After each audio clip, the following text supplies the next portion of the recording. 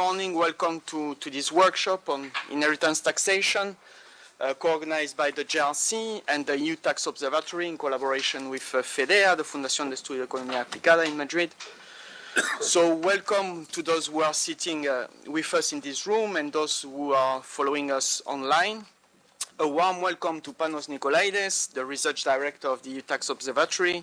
It's a pleasure to team up again after the successful organization of the Conference on Global Tax Avoidance last year, which took place online. So now it's a bit different. We have the pleasure to have you here and also to have attendance online. So the topic of the present workshop represents a very interesting and relevant question in public policy in which we at JRC have invested significantly over the past few years. The question of inheritance taxation is an integral part of the question concerning the distribution of wealth and therefore of inequality at large. So inheritance taxes touch upon a central aspect of equality of opportunity, and this is possibly among the most relevant but also politically controversial tax categories which sometimes steer vivid debates in the EU and beyond. And actually where science-based arguments are generally absent, if not at all ignored. And we think this should not be the case. So why do we organize such a seminar? Well, without preempting what will be discussed during this workshop, I would like to underline three key aspects. The first one is that inheritance taxes are closely linked with demographic change. So Europe is aging. This also means that in the coming years, inheritance taxes will likely represent an increasingly relevant tax base, and therefore an important question in terms of tax policy discussions. So demographic change is also changing the way our economies work and wealth is distributed but also redistributed. So inheritance taxes are therefore at the core of the discussion regarding the future of tax systems, together with other aspects related to technological change and climate change, which will determine the future and sustainability of our welfare system. So second argument I would like to highlight is, from a research perspective, inheritance taxes are still little analyzed, or much less so than other tax categories. Well, the main reason we know it is the lack of data. And data in this field are mainly administrative and are, by definition, difficult to access. So inheritance and gift taxation also depends on events. So they are rarely observed. So that means we have only a few data points. Yet this does not mean that we should not analyze the question very seriously. This touches upon the well-known issue with research and economic research in particular, is a tendency to analyze questions where data is available, that is to look basically where light allows us to see. However, we should not focus our attention exclusively where light is, but also, if I may say, toward the darker side of tax policy. So this is also where possibly the most interesting issues and research can be done, but where many questions remain relatively untouched. Finally, the third main motivation for organizing this workshop and relevant point is the question concerning the political debate. I mean, the question of inheritance taxation does not go without controversy. Inheritance taxes are very unpopular among the public in many countries, despite most people not paying them or not paying a lot. So we must admit that one important motivation for organizing this workshop is to try to shed light and science on questions which are too often blurred by the political debate, with little or no science-based evidence. Our workshop focuses on the EU case, and we have selected a number of case studies, including our own research in this area, which we believe provides already a nice snapshot. So in the next session, we will listen to three distinguished speakers: David Seim from the Stockholm University, Andreas Timman from the JRC, and Mariona Mas Montserrat from the University of Barcelona. So this session will be followed by a panel discussion starting at 12 after a coffee break, at 11:30. So without further ado, I would like to share the floor now for the presentation of the paper with my dear colleague Panos Nikolaides from the EU Tax Observatory, as we will both co-chair the first session of this workshop. So Panos, the floor is yours. Thank you very much, Salvador, and for the warm welcome as well. It's a pleasure being here, and the whole team that has come from Paris to join the workshop. And welcome to people online as well watching. Each paper is going to be 40 minutes. Each presentation about 30-35 minutes, followed by about 10 minutes discussion, 5 to 10 minutes discussion. The first speaker, I have the pleasure to welcome David Seim from Stockholm University with the paper, How Do Inheritances Shape Wealth Inequality? Theory and Evidence from Sweden. So David, the floor is yours. Thank you very much. Thanks so much for including me in this program. Delighted to be here. So I'm going to give a presentation of a paper that is forthcoming in the Review of Economic Studies, which is co-authored with Arash Nekoe. And just as a warning, I'm just going to do like a brief high-level overview of this paper now. So some parts of it you can find online in the paper. So the fat tail distribution of wealth is one of the most salient aspects of economic inequality, and this particular feature seems to only have been rising in importance over the last 40 years or so, as shown in work by Sayas and Suchman and others for the US, for example. But a key question that remains is how much of this fat tail distribution that is due to differences in self-made wealth, so due to differences in, for example, labor income or differences in saving rates and rate of return, and how much that is due to differences in inherited wealth. So how much of the skewed distribution of wealth is due to self-made wealth versus inherited wealth. So this question is actually a very old one. It was addressed already in the early 1900s, and it also relates to an important debate in the 1980s between Kotlikoff and Summers and Modigliani, where they argued over the size of capital or the aggregate share of capital that is due to bequests. This was later also revisited in research by Piketty and others showing that flows or bequest flows over time have become larger relative to GDP. So the question of how much of the fat tail distribution of wealth that is due to inheritances is also important for this audience here, I think, or for this arena here, because if we think that the primary driver of wealth inequality are labor income differences or self-made wealth differences, then maybe we want to curb wealth inequality by taxing income, either labor income or capital income or something like that. But if we think that the primary driver are inheritances, then there's really scope to use inheritance taxes to shape or to affect the distribution of wealth. There's also recent evidence suggesting that the public supports wealth taxation differently depending on how they perceive wealth differences to be arising. So if they think that the primary driver are these inheritances, then people support wealth taxes more.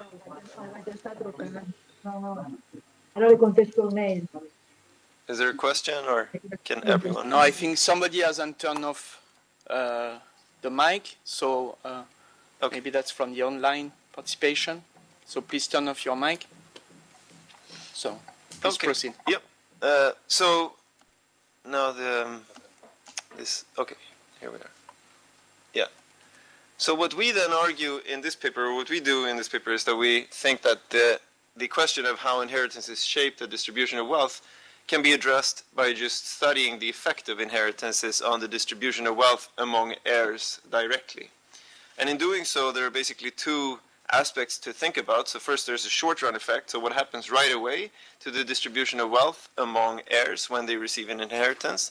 And here we have robust evidence from several countries that actually show that inheritances reduce relative measures of wealth inequality in the short run. So like top shares, for example, they fall upon inheritance receipt. So that seems a bit like counterintuitive. Why is that happening? And the reason is that even though wealthier heirs, so heirs who are wealthy to begin with, they receive bigger inheritances in absolute terms, relative to own wealth, poorer people actually get more. So that has like this equalizing effect on relative measures of wealth inequality. Of course, absolute measures of wealth inequality, like the variance, will still go up. But like top shares or the Gini will fall right after that. But then over time, in the long run, what matters for the effect of inheritances on wealth inequality is what the heirs do with their inheritances. So is it the case that, you know, inheritances build the foundation for new wealth creation, or do they just get consumed? And are there important differences in these responses across the wealth distribution? You can think that the long run effect is both sort of exacerbating this short run effect, depending on behavioral responses, or it might actually revert it, so that like inheritances actually become wealth inequality increasing over time. And we're really interested in this question in this paper, and to assess this question, we're going to use an empirical strategy that exploits that there's some randomness in the exact timing of inheritance receipts. So we're going to compare individuals who receive inheritances earlier to those who receive inheritances later, and say something about the effects of inheritances on the distribution of wealth also over time. But we're going to go also beyond those kind of reduced form estimates and say something about the underlying behavioral responses that generate them. And we're going to do so in what we call a Minserian dynamic approach, because it's lends to a reasoning that Jacob Mincer had some time ago, where we first think about the decision of, when I receive an inheritance, then I first decide how to allocate those inheritances in the remaining periods that I have left to live. And then in each period, I'm then faced by the decision, how should I allocate those extra resources in that time period to consumption of goods versus consumption of leisure. And so that means that I'm going to be able to estimate then the marginal propensity to earn and the marginal propensity to consume out of inheritances. So I will say, you know, if I give you $1 of extra resources in a given time period, how do you allocate that to earnings, to leisure and to consumption goods? So by the way, if anything is unclear, please just let me know and I'll try to explain it better. Okay, so yeah, again, so this is a very short, it's like a shortened version of the paper. And what I'm going to do in this talk is first just tell you the sort of empirical backdrop for the study. And then I'm going to talk about the behavioral responses for the average heir. So I'm first not going to talk about the sort of distributional effects of inheritances, but then at the end I will talk to you about how these responses, these behavioral responses, differ across the distribution, and then also what the implications are for wealth inequality. So, so the empirical setting will be Sweden, and Sweden is like a nice setting in the sense that we have access to very detailed and comprehensive records of information that covers the population. We have many different administrative data sets that we can link together at the individual level. And these include, for example, we have information on labor income, capital income from tax registers. We have information about inheritances and gifts for a few years. And we also have information about wealth for each person, and we have that in the form of third-party reported wealth, meaning reported by banks and financial institutions, so not self-reported measures. These wealth records come from the period of time when Sweden taxed wealth. So Sweden, like many other European countries, stopped taxing wealth, and we did it in 2007. So during the period 1999 to 2007, we have comprehensive and detailed information. And what is also important here is that we observe information about individuals' holdings at the asset level. So we don't only see like the total value of wealth in a particular wealth type, like funds or stocks. We see the number of stocks held in a particular company, which is going to be important here because we can then decompose wealth changes of an individual from one year to the next into active like savings decisions and passive capital gains. So we can see how much did your wealth grow because of your savings decision and because of capital gains. Yes? The mic. Please use the mic, yes. May I ask about the timing of the inheritance and gift tax register? Yes. Why is it so short? Why is it so short? Yeah, it's, I mean, I think that applies also to the wealth data. So I think the reason is just that before 2001 in the inheritance case and 99 in the wealth tax case, they didn't have like a good way of collecting these data. They didn't have a sort of a well-defined structure to collect these information. So, for example, in the inheritance case, I know that like the reports were done very locally in different regions in Sweden. So for that reason, they didn't exist before. For wealth tax, actually, before 99, it was not third-party reported. It was like reported in self-reports. So there are some like drawbacks to these data. One is that we have unlisted equity in the data, but they're not very well assessed, which is a problem, I think, in many contexts. Pension wealth was not a part of the tax base, so is therefore excluded. Durable goods, like boats and cars, were included in the tax base, but were not third-party reported. So we actually, so we do a lot of things to kind of remedy these issues. For durable goods, we actually managed to link in information about car ownership from other registers, so we have some information about that too. But I think in all, like what we do then, our measure of wealth is going to be comprehensive and matches like household balance sheets at the aggregate level. So after our adjustments. So let me now illustrate the research design that we use in this paper. And as I sort of kind of hinted it at the beginning, so the idea here is to compare in two individuals who are of the same birth cohort, but one of them receives inheritance at age S, so that will form our treatment group, and the control group will be individuals who receive inheritances at age S plus delta, so some period after. Now the question then, so the identification assumption here is I'm going to be able to estimate the effects of inheritances on various outcomes for delta period of time, because after delta years the control group has received inheritances and therefore is no longer like a valid control group. So the question is, how do I choose delta? There's no like standard way of doing it. And you can sort of see that there's a trade-off here. If I choose a larger delta, then I'm going to be able to estimate longer-term effects. So I'm going to see more kind of dynamic effects of inheritances on outcomes. But if I choose a smaller delta, like the identification assumption is going to be closer to hold in this setting. So let me illustrate how I choose this delta just by some time series here. So what you see here is just the average wealth of individuals who lose a parent in 2001. So let me just be clear. So I'm going to say, sometimes I say lose a parent and receive an inheritance. So it's not exactly the same thing, because here in these data there are some people who lose a parent who don't have any wealth. So they don't receive any inheritances. So they all will be included in my data here. So lose a parent, I think, is a more correct phrasing. But sometimes I use them interchangeably. So what you see here is the average wealth of individuals who lose a parent in 2001 over time. So on the y-axis you have average wealth in thousands of Swedish crowns. So divide by 10 and you get the number in euros. So the average around the time of parent death is about 20,000 euros. That's in net wealth. You see that wealth is growing quite rapidly during this period of time in Sweden, mainly due to house price increases.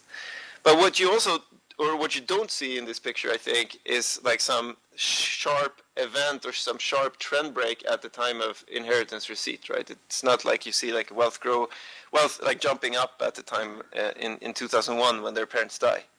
But if I add a potential control group, so here is like those kids who lose a parent in 2003. So, okay, and I'm going to say also that I'm talking about kids here, but like their average age is about 45. So, just to be clear on that.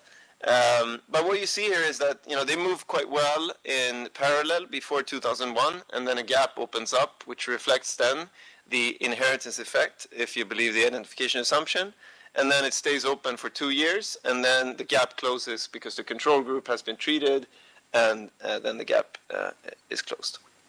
So you can do this for different cohorts. So here's a cohort who lose a parent in 2005, 2007, and 10, what you see is that like this assumption of like parallel trends seems to be quite invariant of the choice of delta. So that irrespective of how I choose delta, they move quite well in parallel. But you see then that the gap, of course, like is between those series is the inheritance effect. So another way to gauge the choice of delta is by just fixing a treatment group. So say that we take a potential treatment group of individuals who lose a parent in 2000, and then we vary the control group. So we vary delta from 2 to 10, and then we just see how do the estimated effects and the dynamic effects vary with that choice. So I'm doing that here by just taking the difference in means between the treatment groups, so those who lose a parent in 2000, and here I choose a delta of 2, so the control group are those who receive an inheritance in 2002. And I just plot the vertical difference first for the 2 years that the control group is a valid control group, because after 2001, the control group, receives an inheritance, and then that average difference just is annualized. And then you see actually that over time, these differences are quite constant, which is like almost like a post-treatment parallel trend assumption. It's not something we need for identification, but it's kind of reassuring that they move in parallel also after both groups have been treated. So we can do this, these averages for different deltas, so 3, 4, up until 10. And what you see, I think, first is that this average effect, I don't know if there's a pointer here, but like the average effect that you see in 2001 is very similar across the choices of delta. So you see that like the immediate effect of inheritances on wealth is the same irrespective of the choice of delta. And you see then that there's this like declining recovery over time, which also looks very invariant to the choice of delta. So you see like a depletion pattern of wealth, which is there for all the choices of delta. So like, so with that said, this is kind of the research design. So like one critical eye would probably say that, yeah, but wait, why do you see this depletion pattern here? It could be the case that, the control group, their parents by construction die later, and maybe they, start giving gifts before their parents die, so that this depletion pattern is actually due to the control group receiving gifts before their parents die. So if you think that, if you're worried about something like that, there's one transformation, one wealth transformation that I can show you that sort of works, or that I can show you effects for without the use of any control group at all. And that is the wealth rank. So if I rank people in their cohort and look at the rank over time, I don't need to use a control group, because here, in contrast to the average wealth that was growing so much over time, here by construction, this one doesn't grow, right? So I can show you just time series here, and what you see here is first like a jump up in the ranks by about 3 percentiles for the group, for example, who lose a parent in 2000, and then you see the steady recovery, so basically steady decline in the rank over time without the use of any control group at all. So what does that mean? So let's put them all together. So what I'm going to do now is just put everything into an event study framework, where I have in my treatment group will be those who lose a parent in 2000 to 2004, and the control group will be composed of those who lose a parent in 2008 to 12. So will be like a mix of deltas. And then I'm just going to show you here the effects of inheritances on wealth over time for the average heir using this design. So what you see here is a couple of things. So first, on the x-axis, then you have years relative to the event of receiving an inheritance, or losing a parent, I should say again. On the y-axis, we have heir wealth, and you see that prior to parent death, the effect seems to be 0. So there seems to be no kind of anticipatory gift giving going on before death, because otherwise you would have seen the rising trend there. And then you see that wealth shoots up. It doesn't shoot up exactly at the time of inheritance receipt. So it takes like a year before we see it in the data, which presumably reflects that it takes some time to settle the estate and divide it among the heirs. And then we see an effect of about 60,000 crowns, so 6,000 euros on average. And then over time, this effect declines. So 7 years after, about half of it remains in the estimate. So basically, during the 7-year period, the average heir has depleted half of their inheritances. You might wonder, is this really depletion, or is this just like bad investments of the inheritances? And now we can really leverage the richness of the Swedish data to basically isolate. We can construct a counterfactual that isolates changes in wealth purely coming from the changes in Q, or changes in like active savings decisions. So if I only do that, then we see basically the same pattern. So here is the effects of inheritances on wealth if I only let wealth change due to active savings decisions. So you see the same pattern, which then suggests that it's all about like depleting their inheritances. I can do the other counterfactual and just isolating changes in wealth coming from capital gains. So just not letting these heirs touch their inheritances, but just let wealth change because of capital gains. If I would do that, if they're not allowed to touch their inheritances, the effect would be constant. And that is a bit like surprising because wealth is growing so much over time. So why don't you see that inheritances are growing? So this reflects that most of the inheritances, when they're received, they come in the form of cash or bank deposits, which don't carry big interest. But another counterfactual that I can do is that I can assume that they invest their inheritances in assets according to their baseline portfolio. So according to the portfolio that they had in the year prior to inheritance receipt. So if I would do that, then inherited wealth would have doubled during this period of time. So if they had invested the inherited wealth in the portfolio that they had in the year prior to inheritance, we would have seen a doubling of the effects. But that's not at all what we see in the data. This is true. These patterns are true also if you look at transformations, so like proportional wealth. So wealth shoots up by about 10%, and then steadily the effect declines over time. Okay, so just to summarize, so we see an effect of about 6,000 euros, and then 7 years after, half of it is left.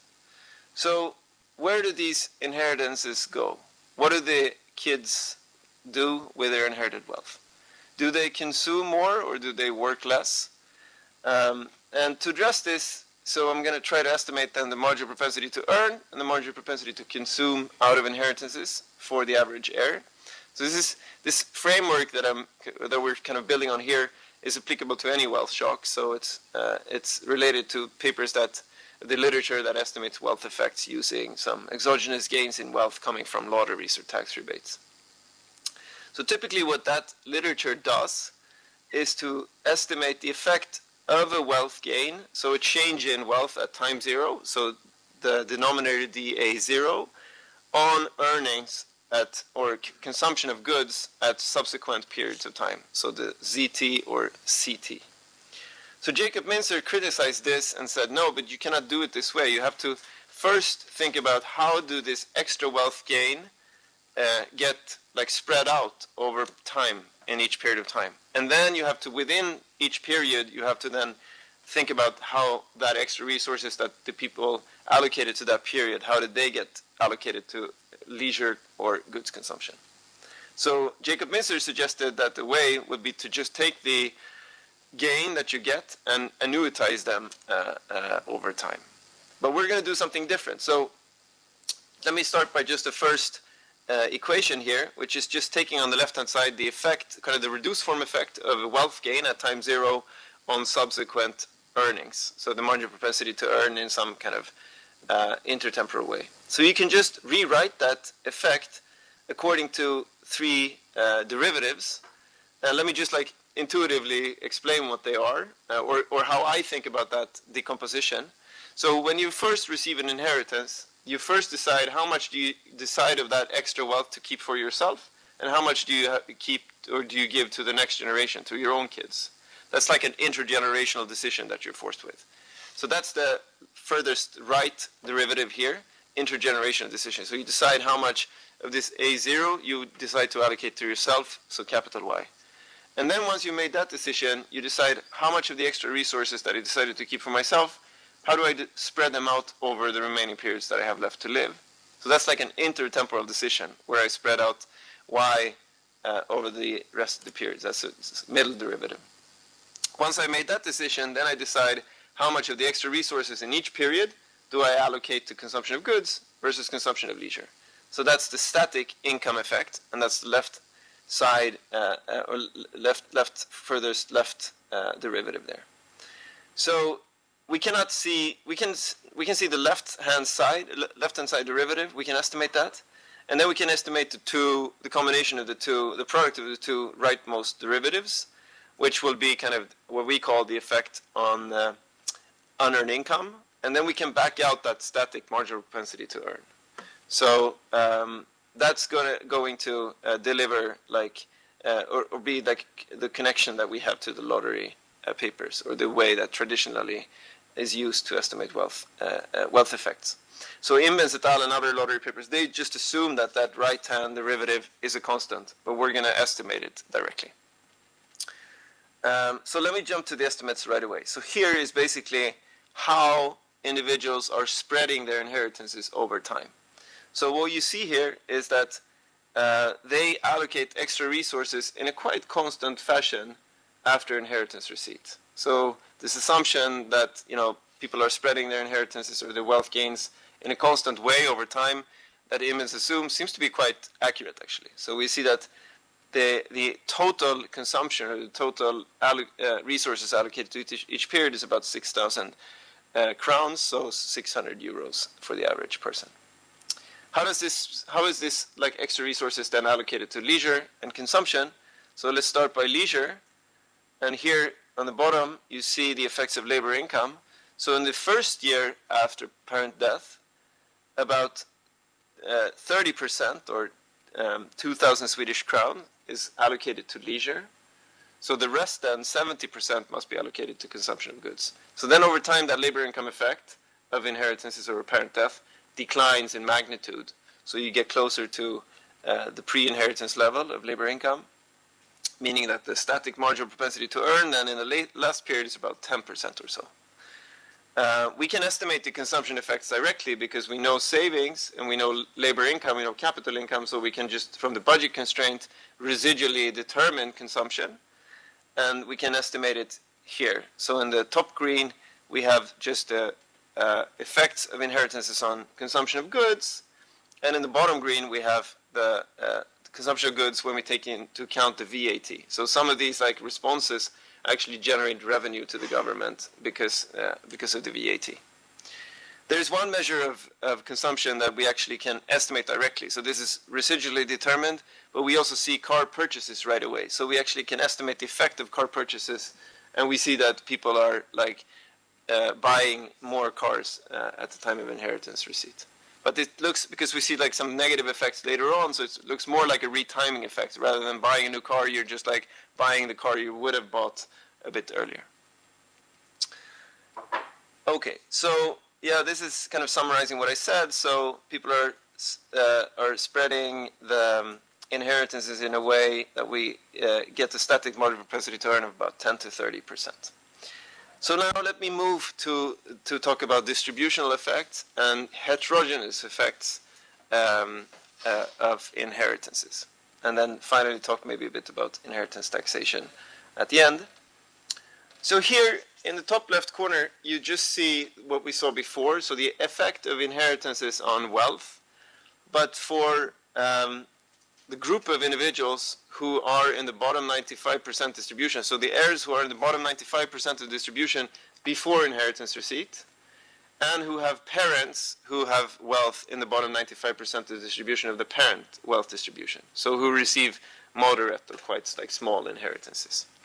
So for that group, which is the majority of the data, of course, we see the familiar pattern of first like a mechanical effect, like an inheritance effect, shooting up, and then we see this like steady recovery or steady depletion pattern of wealth over time.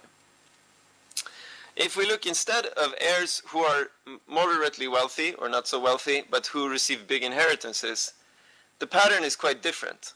So here we see, first of all, we see much bigger inheritances. That's kind of by construction.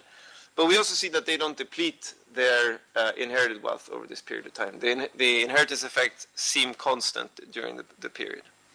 The same holds true if I look at parents who are poor but heirs who are rich to begin with. For them, the inheritances are smaller, but you also see this constant effect of inheritances. The same holds true if I focus on the heirs who are rich and have rich parents. So the pattern is very much there also if you look at other percentiles like P99 or something like that.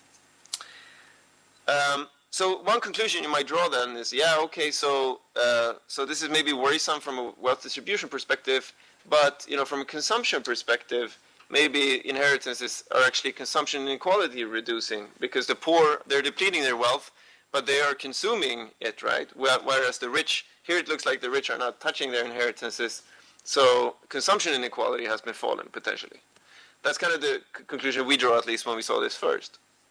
But then what we tried to do is to really nail that argument down, and we found actually some results that contradict that finding. And let me explain what we found.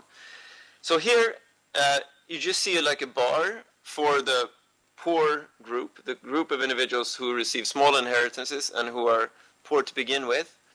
The height of this bar, the 13% figure, is just the average effect on unearned income. So the average extra resources per period after inheritance receipt scaled by the inheritance amount. So what the 13% means is that you allocate around 13% of the principal of the inheritance to consumption, to total consumption in each year after inheritance receipt. So the blue part of the bar is the marginal propensity to earn. So about 25% of those extra resources go to leisure and the rest to consumption of goods. Now, how are these this extra consumption, how is this financed? So here in this bar you see how it was financed, and we see that a substantial part of financing this elevated consumption comes from the depleting pattern, comes from depletion of the principal, so eating up of the inheritance amount. But you also see that the substantial amount of that extra financing also comes from the return, namely that they do receive some kind of return on their inherited wealth over time, and they're able to allocate that to consumption to total consumption. But if we look at the richer groups, or those who receive big inheritances, the pattern in some respects look very similar, in the sense that the height of the bars are very similar, meaning that they also increase consumption. They also increase total expenditures after inheritance receipt. Actually, if you scale it by inheritances, by the inheritance amount, they consume about the same or even a bit more than the poor people do. But the key difference is how they are financing that extra consumption. While the poor group financed it through depletion mostly, so 50% of that extra consumption was financed from depleting the principal, the rich groups, they're actually financing it through elevated returns. So they managed to get higher returns on their inherited wealth, and they enjoy a higher consumption level by consuming that inheritance. So they're able to increase their consumption while at the same time hold their inherited wealth intact, because they managed to get higher returns on their wealth and therefore consume out of their returns rather than the principal. I think this was like a striking finding for us. And then, so what does this mean then for if we look at inequality effects? So here I'm just using the research design that I explained before, but instead of looking at individual outcomes, I'm looking at group level outcomes. So first here is an inequality measure, which is the percentile ratio, where we just take in this plot here the 99th percentile of wealth divided by the 50th or by the median. And we see that like prior to inheritance receipt, that ratio is about 26. So the 99th percentile has 26 or 27 times as much wealth as the median has. But then it falls right after inheritance receipt. And this is, as I said in the beginning, kind of briefly, is because, even though those at the top of the distribution get bigger inheritances, in absolute terms relative to baseline wealth, the median gets more, and therefore you see this declining effect. But then over time you see this like steady recovery, which is really coming from these heterogeneous behavioral responses that we just saw. And you see the same pattern if you look at top shares as your measure of inequality. So for top shares, you see a decline on impact of inequality, but then a slow recovery over time. So that actually like a decade after, inheritance has actually become wealth inequality increasing. So let me conclude. So in the short run, inheritances decrease wealth inequality. In the long run, that effect actually gets reverted. We see that the most heirs, so the bottom 95% of heirs with bottom 95% inheritances, consume their inheritances in less than a decade. And this is mainly by consumption of commodities, but we also see substantial effects on labor supply. For for heirs with top 5% parents, the inherited wealth stays intact, but their consumption level also went up, but they just managed to finance it out of the return rather than the principal. So if I just want to say something about like taxation of inheritances here at the end, I'm hoping to be able to partake in a discussion on that more during the day. But what I think what's important here to realize is that inheritance taxation should, in our view, be quite like progressive and target those at the top of the distribution, because that's where you see these heterogeneous effects, and that's also where you see, in particular, along these behavioral responses lines, right? So you really want to target individuals at the top of the distribution. Something we also considered or thought about when writing this paper is to have a progressive inheritance taxation where the progressiveness is not just determined by the inheritance amount, but also by baseline wealth. It's of course something which is like difficult to enforce, because then you need to have good measures of wealth for each person, but it would kind of be more accurate when you want to target the right people from a redistributional perspective. So thank you very much.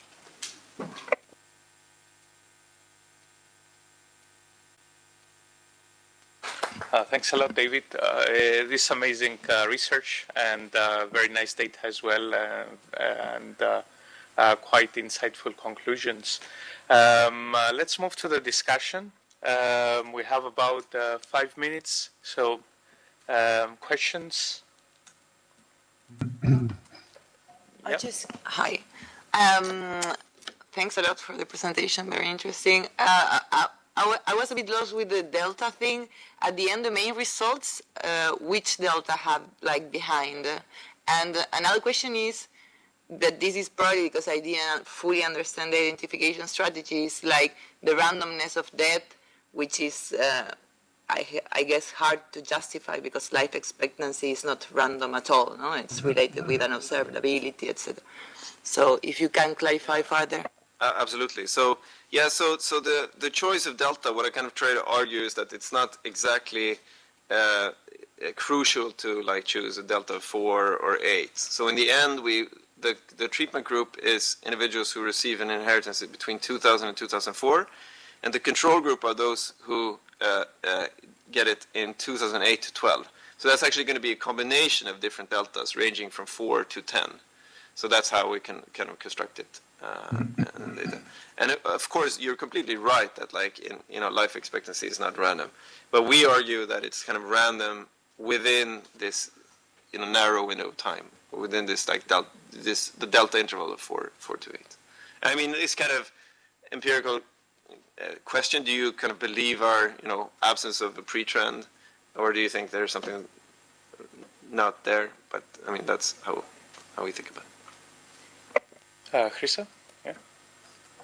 Again, a basic question. Inheritance comes in many forms, right? It can come in the form of a money transfer or immovable property. Are you able to disentangle those? Because I guess there are very different patterns depending on what someone inherits. Yeah, we can do some of that. I mean, we can both observe the composition of wealth of the parent before inheritance or before death, and we can also observe like where it ends up after inheritances. We do some estimations of like trying to see what they are, and I mean, as I said in the beginning or in the talk, like most of it comes in the form of bank deposits. But I think it's because most gets like just divided. So what the children do is that they get this big estate, and then they maybe sell the house or sell the apartment, and then you just share the kind of the money that comes comes from there. My question basically comes because if your inheritance comes in the form of immovable property, then I guess the time pattern might be quite different versus the case where you get something in money. You need like much more time to sell it. You mean? Yes. Yeah, exactly. I mean, yeah, I think that's why we see this delay in the inheritance effect. We don't see like wealth shooting up among the heirs in the year of the year that the parent dies, but we see more like in the year after. So I think definitely there's something there. Let's go to two questions online. Eric, you want to ask directly? Yes, thank you.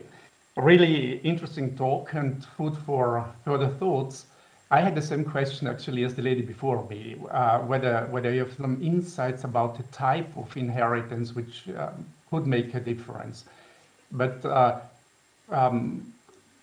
could you also speculate about whether smaller amounts are just considered as windfall gains and therefore spent quite easily, whereas in the upper group, the richer ones, there are stronger, let me call it family values. Yes. No, I think something that I didn't raise, but that might be playing a role here is not that you don't only inherit wealth, but you also inherit like a particular portfolio, which could be like underlying some of these like heterogeneous return effects that we observe. We don't really do so much to say that. We don't like estimate the kind of portfolio composition before and after, but definitely it could be that like some of these high returns that the wealthy are able to reap of their inheritances is something that has to do with how their parents invested it before. Maybe one more question online, Laura. Well, thank you for this very presentation. Maybe I have two questions. So the first one is, since you only have 8 years of measurement of wealth, I mean, how can you really be sure that eventually inheritances are inequality increasing after 10 years? That's the first question, and the second one is, it's related to what has been said, but I'm wondering to what extent this relates to portfolio composition. And you focus on the top 5%, top 1%. I'd be curious to know how much of this is due to real estate as opposed to pure cash and bank deposits effects, which indeed do not deliver returns. But in a period where real estate returns have been very widely increasing, you could imagine that the rich have been benefiting much more from it because they received pieces of apartments in central Stockholm. And so I'm wondering how much of it is due to this. Yeah, those are great questions. I think the first question, I'm happy you asked that, because this is, so we managed to use this capitalization approach to extend our wealth series. And you actually see it works quite well to capitalize income and get a wealth measure from that in this like event study framework. So you can also estimate like just the average effects, and you see similar patterns as we see for baseline wealth. So what we do is use that longer series of wealth, which is based on capital income, and it's actually a combination because we see properties directly, so we can use them separately. And then we use that to estimate inheritance effects on wealth inequality over a longer period of time. And then in those series, you actually see that inheritances generate a positive effect on inequality after 10 years. On the second question, yeah, I mean, if I understood you correctly, I think what you're saying is that these asset types matter, and the types of assets you inherit matter for the evolution of inheritance effects.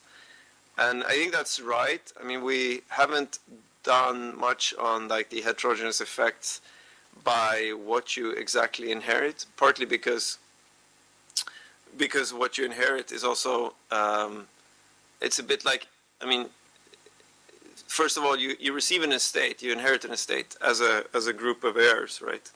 And then you decide how to split that up. So it's not completely obvious to me how to approach that question, whether you want to construct some heterogeneity analysis based on parental wealth, or you want to do it based on like the amount, the type of wealth that you receive as an heir after having gone through the division of the estate together with the other heirs. Is that something you have in mind, or to split it up like that, or? Well, I mean, it's a. I suppose like the argument goes that when you receive the money, when you're rich, you're supposedly investing it into high yields and liquid and high yield wealth. That's what would go with your argument. But it's true that at the same period, during that period of time, at least from 2000 to 2010, the returns on liquid wealth are not so great. I mean, there were two stock market crashes, while real estate wealth went up dramatically. So you can imagine that people, which is fine, which is fine. I mean, that essentially when you have a rich parent, what you receive is a piece of real estate that, particularly because there's many of us, maybe we don't really want to sell right away, so we naturally save more, at least for a long period of time, because it's going to take a lot of time to liquidate that piece of real estate. Yeah. So it depends a lot on what you receive, as you said. If you receive something that's hard to liquidate, even if I'm on my own, that's going to take some time, and you're going to have to take a longer time to consume it. Yes. That's what I have in mind. Yeah, no, I completely agree with that. I mean, I think something which would be interesting to do, but which was kind of out of the scope for our paper, was maybe related to your work on heterogeneous returns, etc., would be to investigate how inheritances affect the portfolio composition and like how it affects the returns directly. I think that would be very interesting, but something which we felt was a bit out of the scope. Yeah. Yeah, it's already large enough. Yeah. Yes. Okay, thank you very much, David, and all the others for the discussion. Thanks again for this great paper. I think we can move on now to Andreas Timmen. He needs no introduction here at the JRC, and yeah, we can switch also presentations. Okay, thank you very much for the introduction. Yeah, I will present, actually, it's more a model than a paper.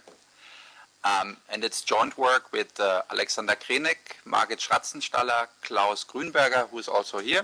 And yeah, okay, so let's start right away. We start with a plot. So what we see here is how the population structure, and here for the example of Italy, is going to change over the next decades.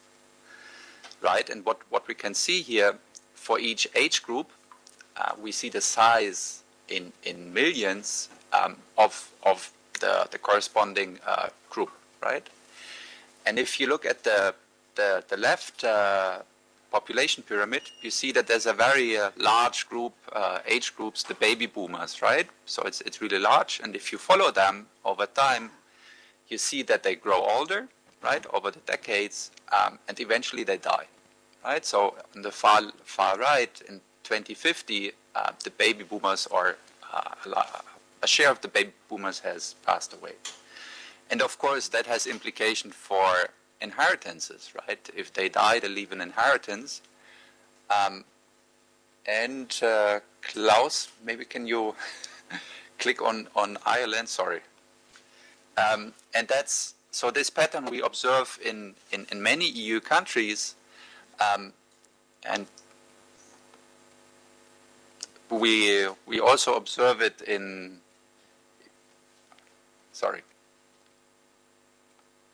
we also observe it, for instance, in Ireland, which is a quite interesting case, and we will see that later in the simulation results of inheritances as well.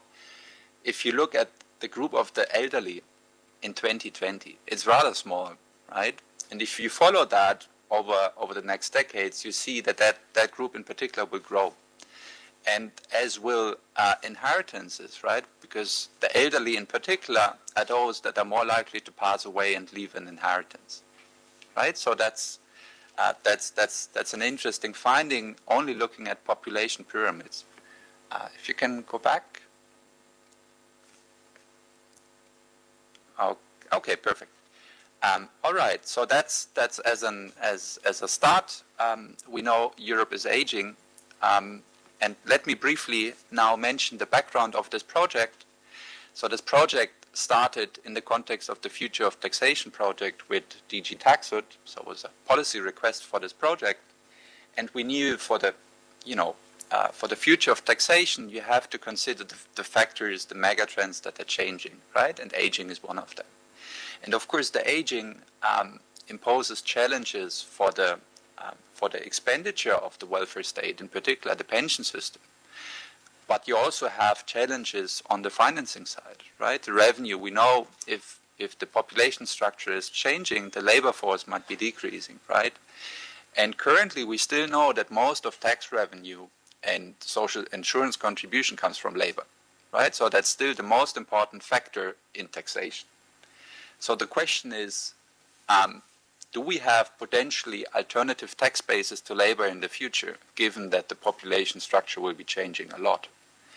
And so that's the background. At the same time, what we observe, a huge increase in private wealth, at least over the last years. Maybe that will change a bit now, but over the last years, that's what we observed. And considering these two factors together, the demographics, as we've seen before, we expect a higher number of deaths and inheritances over the next decades. Combined with an increase in private wealth, we think that it's more likely to observe more and larger inheritances, right? So the question is, might inheritances and gifts, of course, as well, potentially serve as an alternative tax base in the context of the future of taxation? And let me also mention that this is an external collaboration with the Austrian Institute of Economic Research, and it was quite intensive over the last 3 years. Here, I just want to give an idea about the importance of inheritance and gift taxes and estate taxes in selected EU countries. What we see in this plot is the tax revenue from estate, inheritance, and gift taxes in the EU expressed in total tax revenue, right? And as we can see on the far left, there are a few countries that do not levy such taxes, right? And Sweden is there, for instance, because you abolished it, right? And on the right, we see that France and Belgium rely on inheritance taxes. They collect about more than 1.4% of total tax revenue from such taxes. But overall, you see that there's room, right, for increasing the taxation on wealth transfers. Right? So that's just as a background for this project. And at the same time, if you want to think about inheritances, Sweden is an example. In general, the data is really scarce. So we have really limited information about inheritances. And that's, there are different types of data we could use. We could rely on survey data, right? However, survey data, there you have, if an inheritance itself or a gift as well is an event, right? So you observe it maybe once, twice in your lifetime. So you don't have many events in the survey. At the same time, survey data suffers from recall bias, right? People might not remember when being asked if or how much they received as an inheritance 10, 15 years ago. And of course, that's important in particular if you want to simulate inheritance taxes. You do not, or in many cases, you do not observe the very large inheritances, right? You don't see that in the survey data. The other option we might have is tax data, So Sweden, perfect, we have great data, but in many countries we don't. Because in Germany, for instance, wealth transfers below 400,000 euros from a parent to a child not necessarily appear in the tax statistic, right? And that's many inheritance, most of them actually. And so the conclusion is, in some countries you can use tax data, but in many countries you can't, or it's selective, right? And the question that we want, we propose an alternative way of simulating inheritances and inheritance taxes in this project. And let me briefly summarize the project to give just a brief idea. So the motivation is the future of taxation and the aging of European societies. And what we do, we basically combine wealth data from surveys with the probability of dying, right? We have information on that. And then, and I will go into details later. So, and then we perform a so-called top-tail adjustment, and it's what we do. We adjust the survey data for the fact that the very rich are not participating in the survey, right? So it's just an adjustment. And then we make some projections to the future based on some rough assumptions, and we can discuss that later, what happens to inheritances in the next 3 decades. And what we end up with is a unique model in a way, because it allows us to simulate hypothetical reforms of inheritance taxes. And parts of this model have been used to simulate a universal inheritance, for instance. So what we find that inheritances are likely to substantially increase over the next decades. And we see large country differences, mainly due to the different demographic path of a country.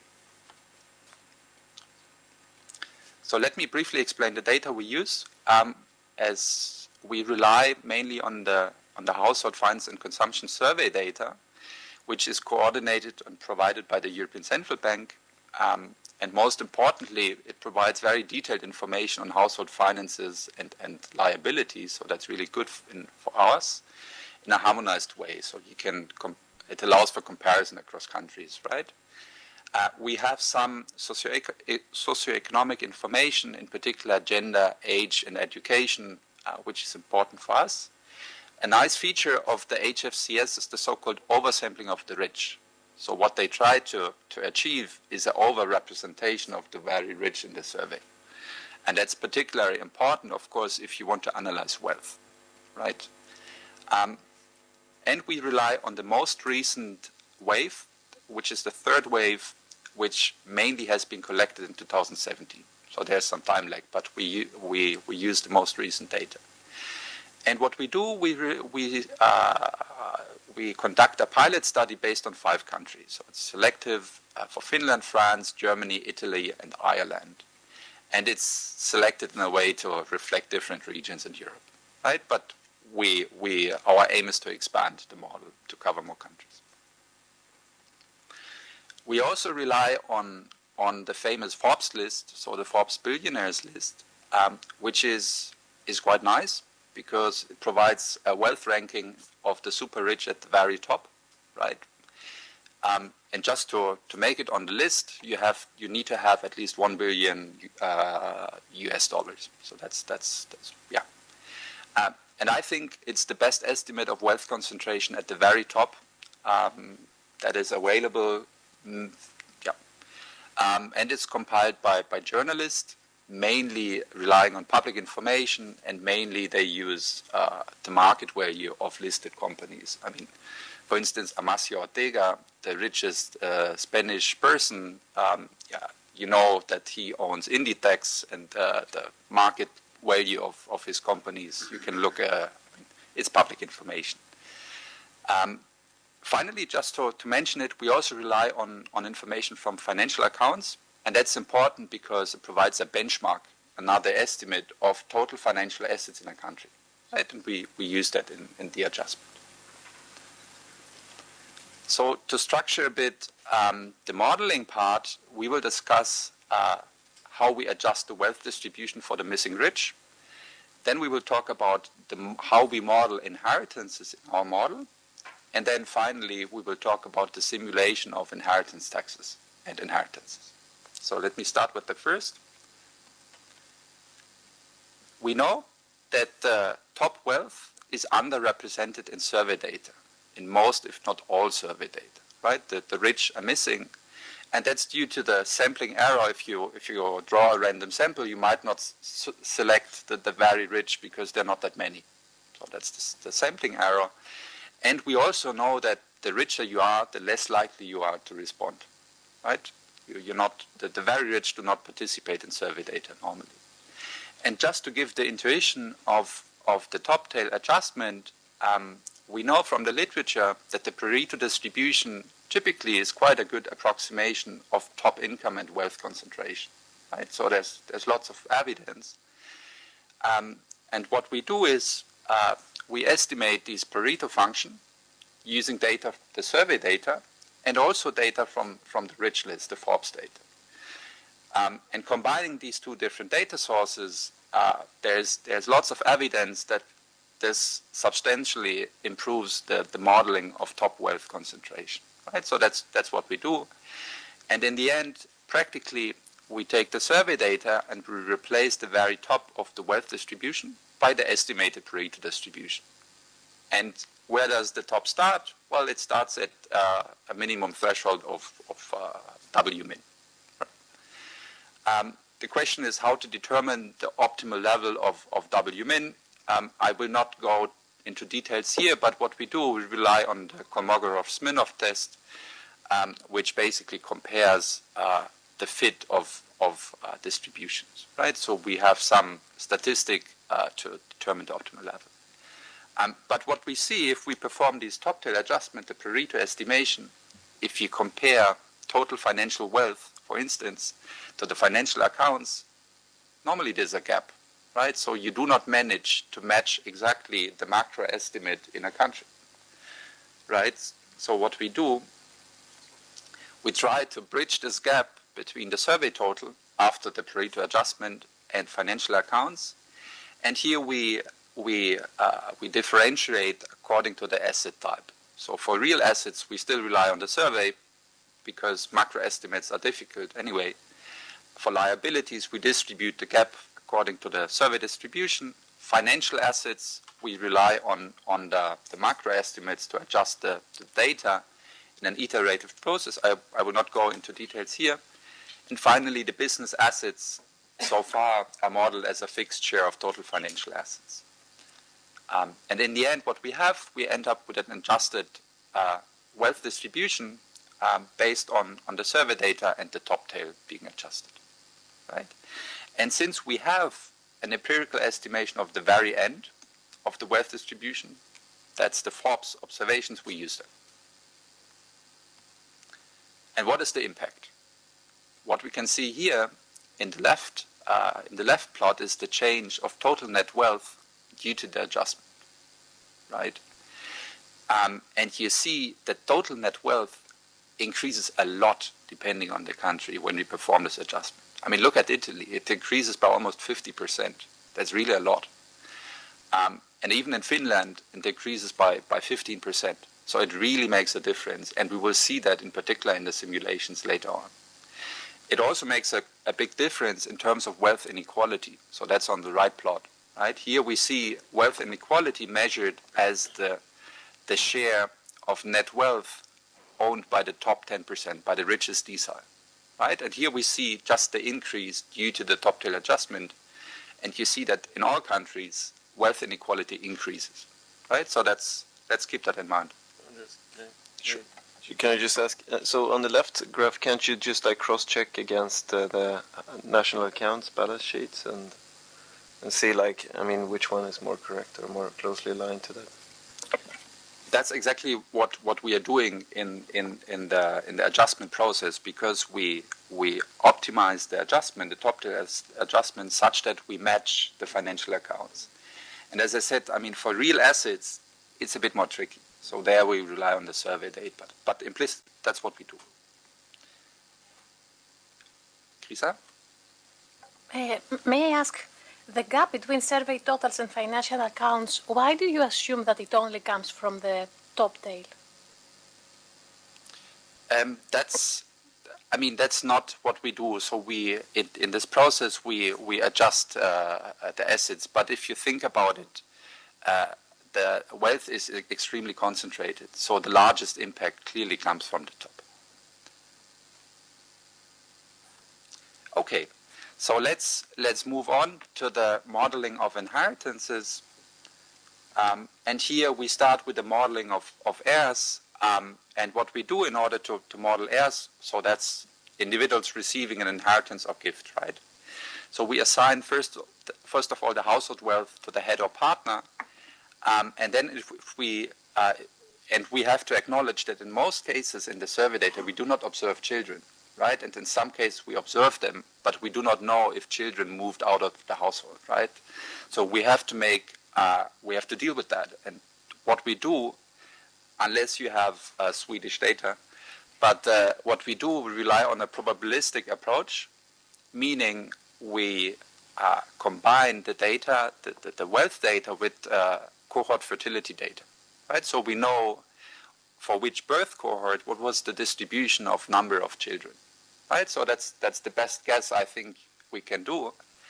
And we observe the probability of having 0 to 8+ children by country, year of birth, and education, right? And we use that information to make an educated guess about the distribution of heirs. How do we model inheritances and the taxation of inheritances? Well, we combine the net wealth data with the probability of someone to die by gender and age, right? And then combining that information, we can simulate inheritances or expected inheritances. We do not know, of course, how the estate is split. What we do for the tax simulation, we assume the default rules of a country. But of course, it's an assumption.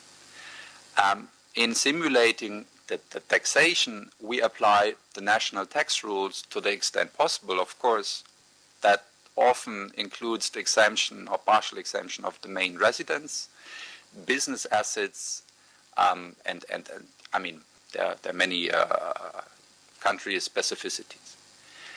So we apply them. And what we get from the model, the output from the model is the aggregate amount of wealth transfers and inheritance taxes. We also observe the distribution of wealth transfers, given our assumptions, of course, and the distribution of the tax liability at the heir level, right? So that's the output we have. And in absence of the great Swedish data, unfortunately, we cannot make an educated guess, or it's difficult, on the impact of inheritances on overall wealth concentration and the impact of inheritance taxes. Potentially, what we might be able to do is to rely on your results and make some simulations and scenarios given your results.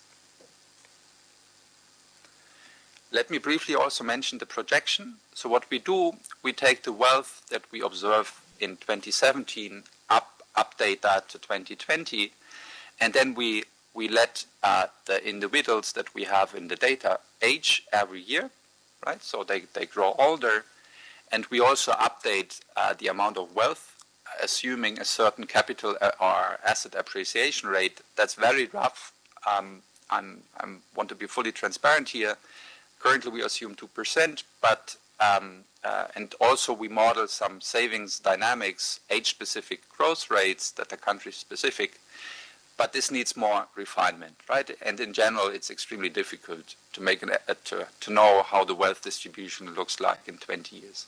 But anyway, we simulate some scenarios here, and we also rely on the best demographic projection we are aware of by Eurostat in order to update the mortality estimates and the demographic structure of the household, of the population. What are the limitations? Well, we do not explicitly model new households, right? We do not model the entry of new households to the population, but it's not extremely it's not such a big problem for us, because inheritances are more likely to come from older households. So that's, yeah, but it's a limitation. And as I said, modeling wealth dynamics is challenging, so we need refinement here, but we are working on this. And finally, what we do, what is also well known, the wealthier, the healthier, right? If you're rich, you have a longer life expectancy. And that's something which affects inheritances as well, at least the timing of inheritances, right? And that's something, I mean, if you're aware of data, please let us know. That would be very cool to model that. Okay, so let me finally go to the inheritance simulation. Here, we try to very broadly summarize the taxation of inheritance in our 5 countries. It's extremely complex and it's really rough. But just to give an idea, in all 5 countries, you have a progressive tax scheme. Sometimes it's progressive in the rates and also the relationship between the heir and the person who passes away. Sometimes it's only progressive in the relationship. And also the exemptions differ a lot across countries, and also they depend on the relationship in most of the cases, right? So if you're a grandchild, you have to pay a higher tax compared to a child normally. And of course, certain assets are at least partially exempt in all the countries, like business assets are typically exempt to some degree. What is the simulation results? Here we look at the baseline, so that's the rules that we have seen on the slide before. And here we compare the simulation results based on the original survey data, that's the HFCS column, and based on the adjusted survey data, right? And if you just compare, and the first column provides the external estimates of inheritance and gift tax revenue, right? So if you just compare the last 2 columns, you see that using the updated survey data, right, the top tail adjusted survey data, you substantially generate more tax revenue, you simulate more tax revenue compared to the original survey data, right? And in brackets, you see how the simulated tax revenue compares to the external statistics, right? So in Euromod terms, that's the macro validation. And we see that for the original survey, the validation is quite poor in most of the countries, right? In all of the countries. And using the adjusted data improves substantially matching the external figures. So that's really important. The top tail adjustment is really important. Okay. Andreas, there's someone with unmuted mic online. Can you please mute it, please? We can hear in the room sometimes. Yeah. Okay. So let's jump to the next. Here, I just want to Sorry, Andreas, a question. Why in Finland do we get less revenue if you do this adjustment? This is very counterintuitive, I guess. If you increase the reach and you get less revenues? That's a very good question, and I thought about it as well. And the reason behind it is the okay. I'm be honest. It's the rather rough modeling of business assets, right? In Finland, business assets are exempt by 80%. So and the way how you model business assets determines, of course, the taxation, and that needs refinement. I agree, but that explains the counterintuitive results for Finland. We should work on that to improve the estimates. What we see here is the projection of wealth transfers over the next decades, and let me just explain how to read that plot. So the 0% line, that's the reference here in 2020, and 50% on the y-axis means that wealth transfers increased by 50% compared to 2020. Okay, that's how to read the plot.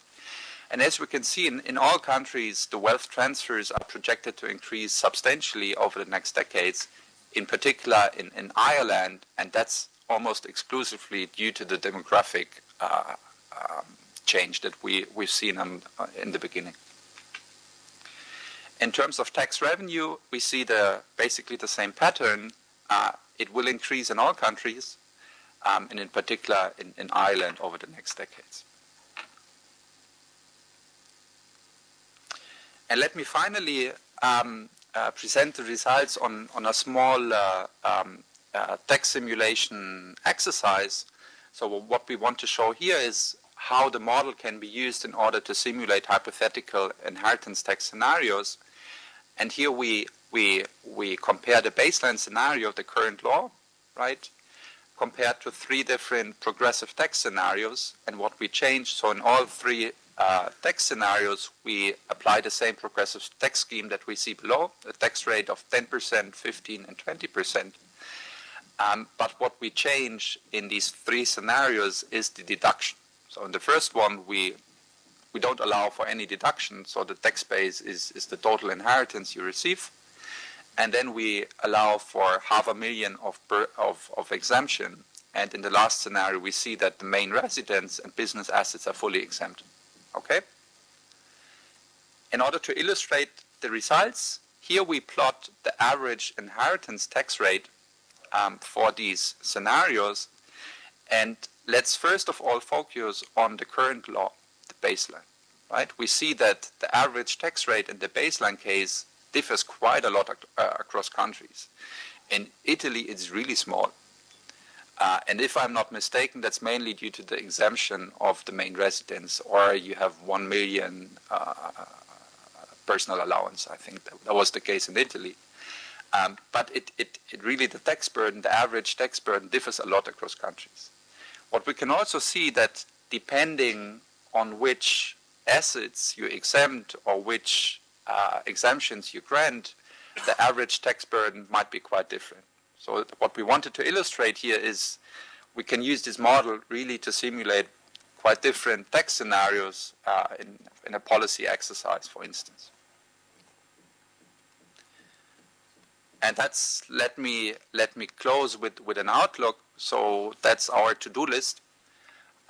We are working on robustness checks, in particular alternative modeling of the wealth dynamics.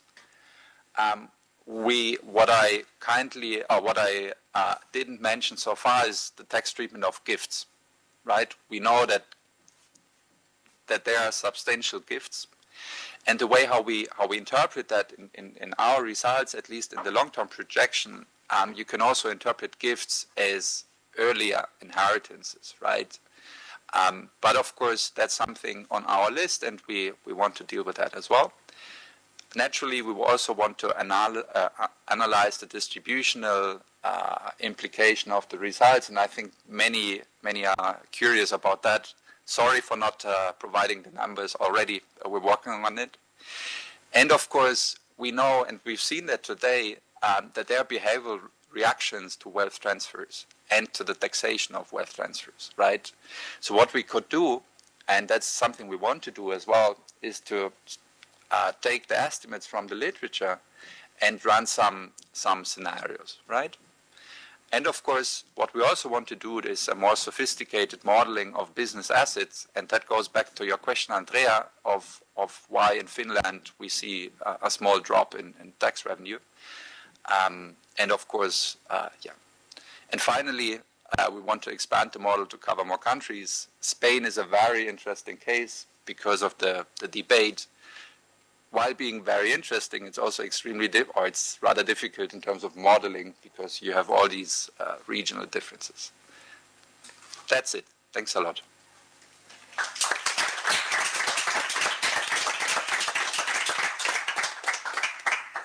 Thank you very much, Andreas. It was very interesting also, and also very nice data, different type, and also cross-country in this case. Thank you for keeping with the time as well. Questions from anyone or online as well? Let me maybe start with one. Do you plan to expand the estimates to other countries, or is it difficult to do that?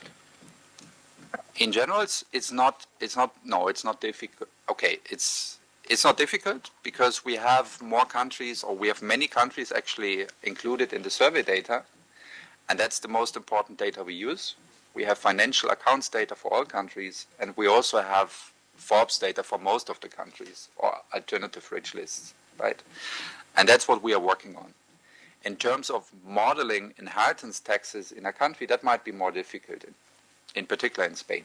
But we're working on it, and we could potentially also look at Greece at some point, so that might be interesting as well.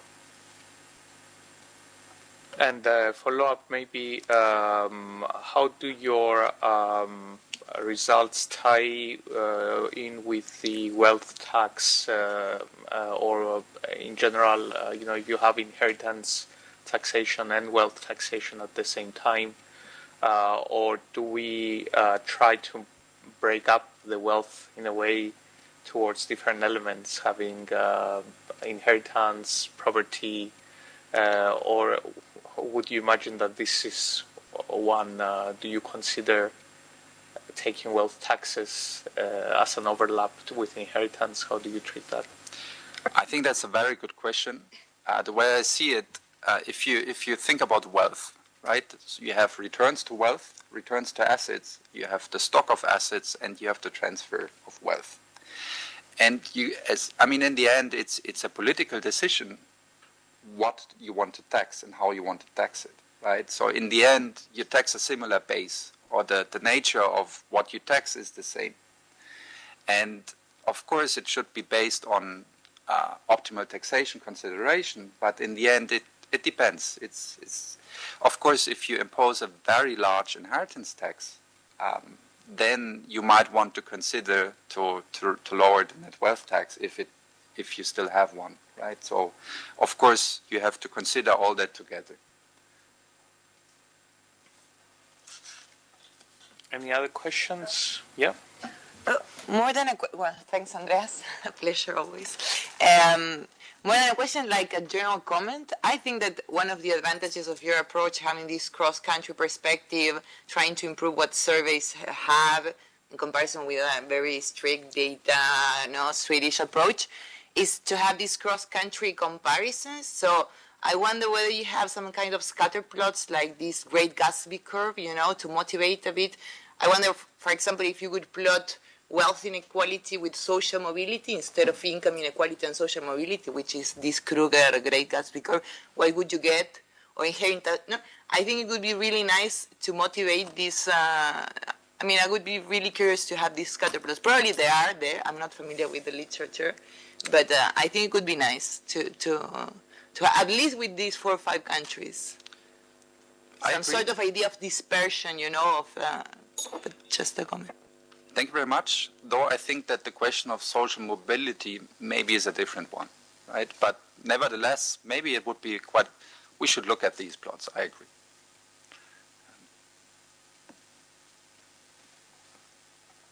Yeah. One more question. Yeah. Thank you. I have a question related to gift taxation. So have you analyzed in these countries the role of gift taxation, if the rules are similar to inheritance taxes, or if they at a point can be substitutes, or in this kind of inheritance in life, these kind of rules, and if this can play a role in different countries? Typically, what you have in most countries, the gift taxes mimic the inheritance taxes. It's not always the case, but in most of the cases it's like that. Sometimes, but I think not in our case, you consider the lifetime wealth transfers you have received, gifts in that case, right, or inheritance.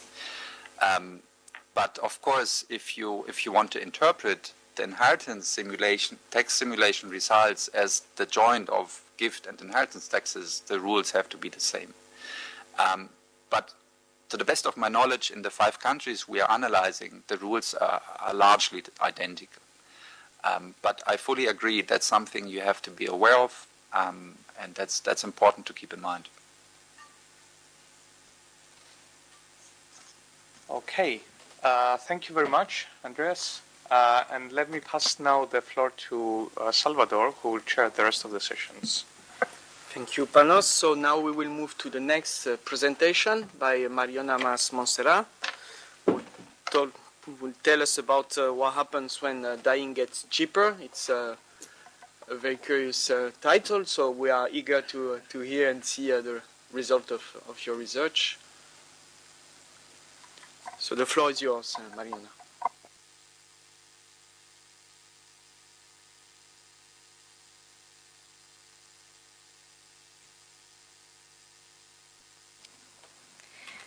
Thank you very much for the invitation and the opportunity to present in this great workshop.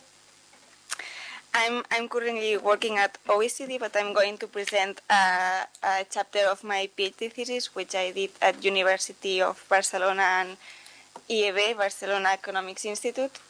So I'm presenting today under my personal capacity. And I will talk about what happens when dying gets cheaper, so behavioral responses to inheritance taxation.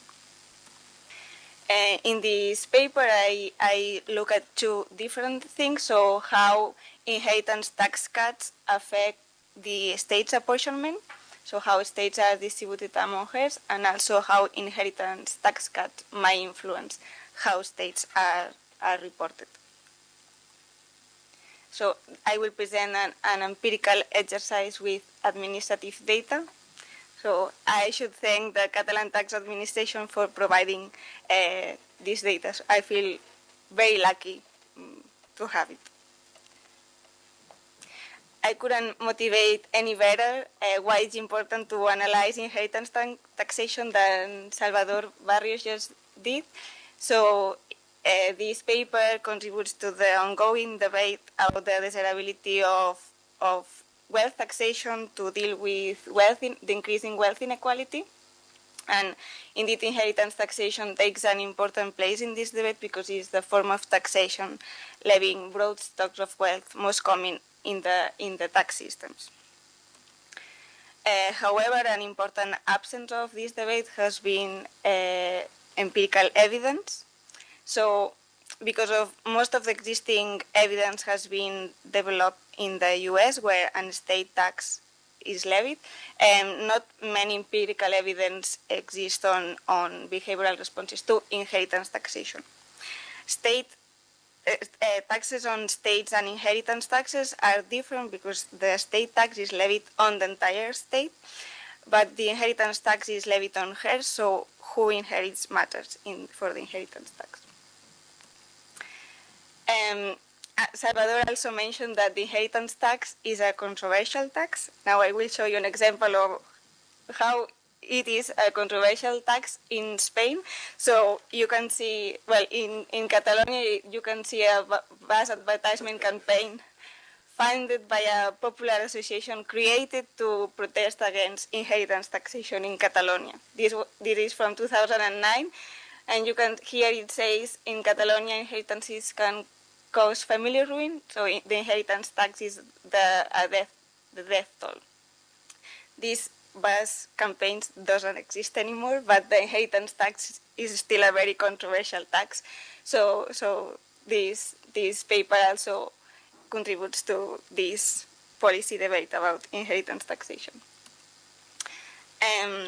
As I mentioned, there are several papers studying the state taxation in the US, but there are few papers studying behavioral responses to inheritance taxation. These few papers can be categorized in two groups. So one that document responses occurring during the lifetime of the deceased person, and others that document heirs' responses. The paper that I will be presenting today fits better in the second group, documenting heirs' responses.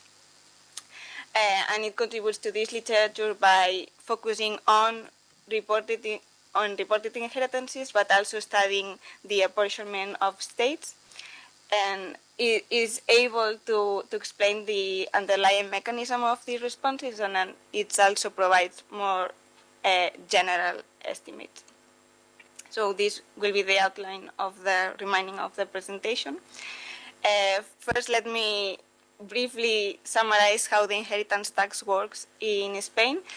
As I said, the inheritance tax is levied on heirs, so who inherits matters.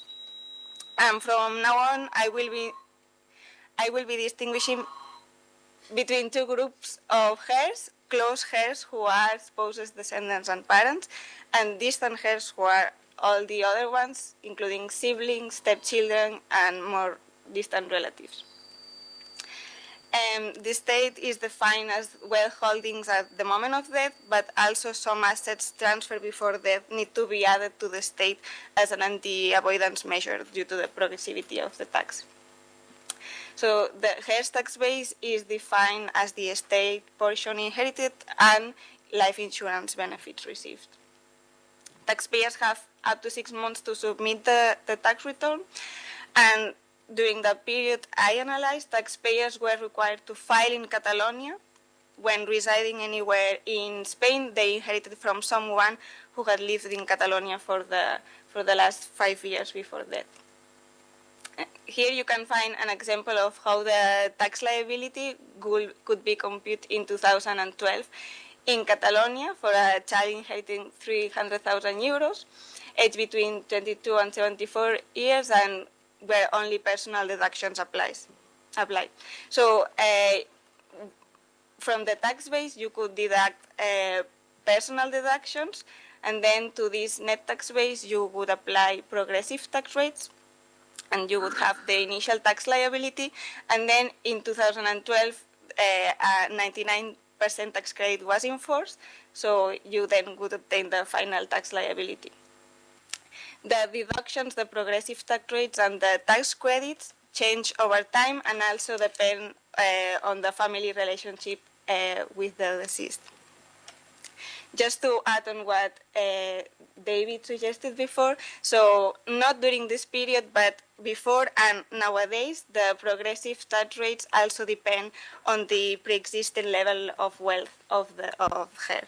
In Spain, it's more easy to check the pre-existing level of wealth for wealthy individuals because they have to submit the wealth tax.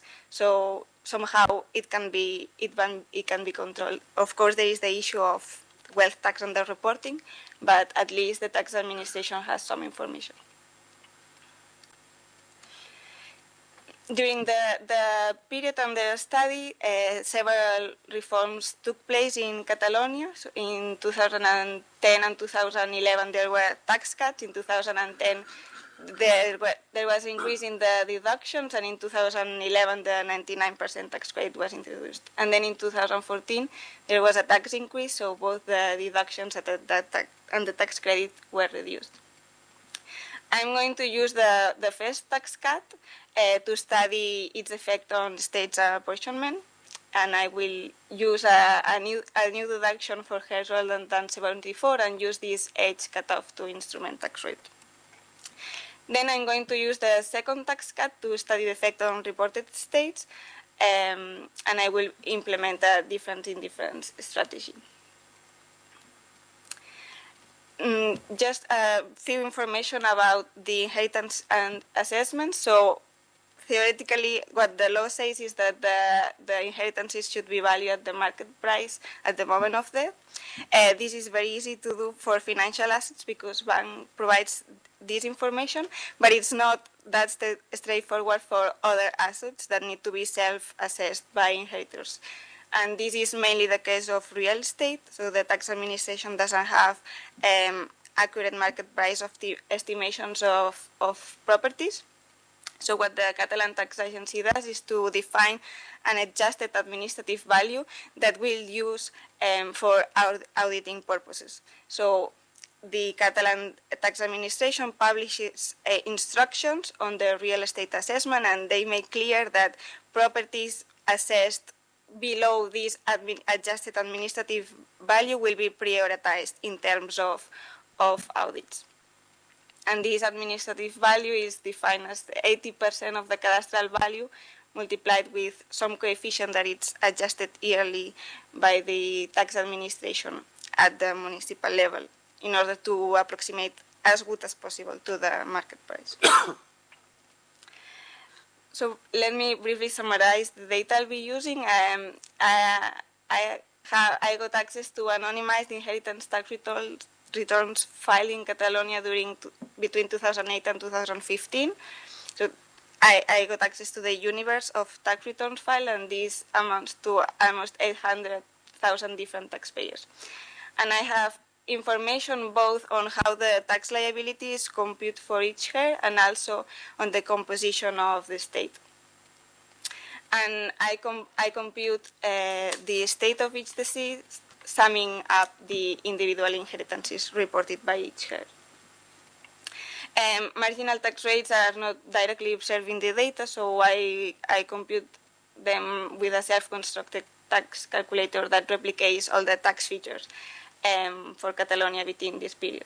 And just to give you some general descriptive facts, the average number of states per year were around 42,000. The average number of heirs was 2.3. The average state size was 208,000 euros in 2011 prices, and the individual portion inherited around 90,000 euros in 2011 prices. Let me now move to studying the effect of tax cuts on state apportionment. As I mentioned, I will use the introduction of new deductions in 2010.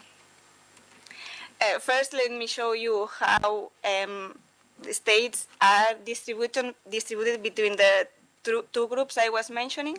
So in this histogram here, you can see that states are either fully inherited by distant heirs or fully inherited by close heirs. So there is no mix between the two groups. So even you give your estate to close heirs, and if you don't have close heirs, you leave all your estate to distant heirs.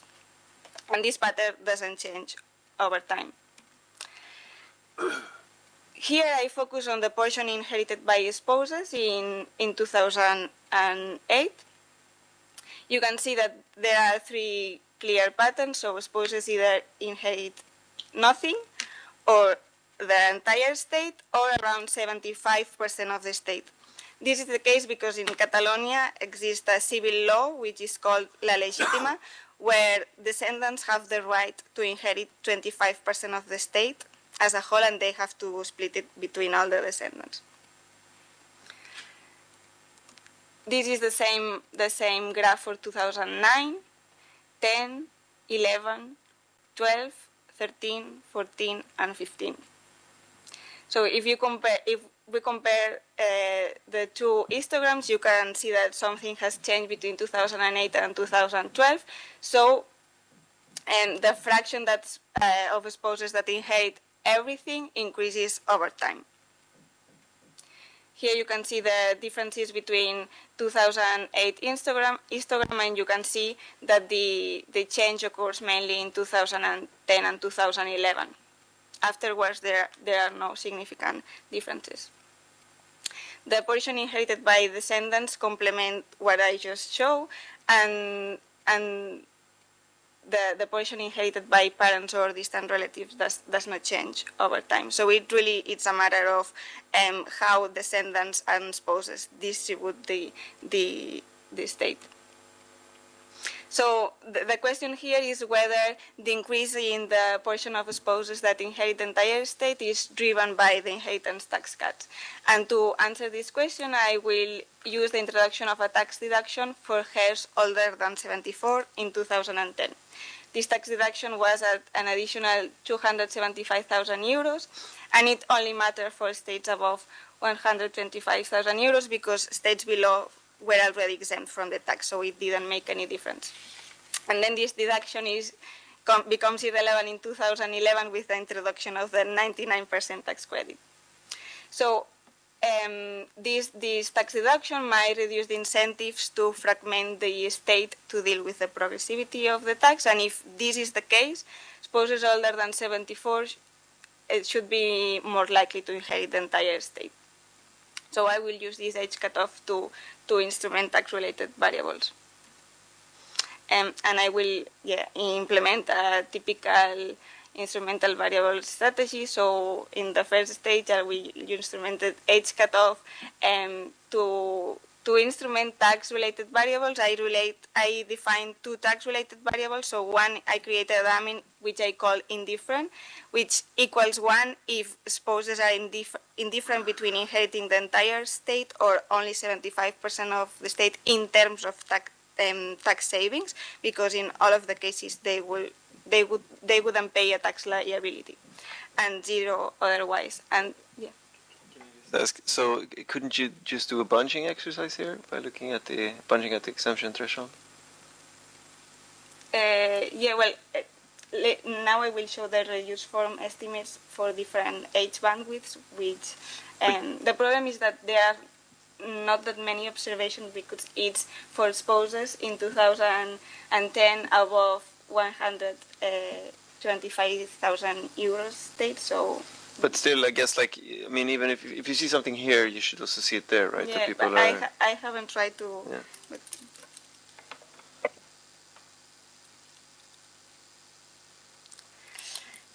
so the other tax-related variable are just marginal tax rate. And then in the second state, I use these instrumented tax-related variables to estimate the probability of spouses inheriting the entire state. So this dependent variable is a dummy as well.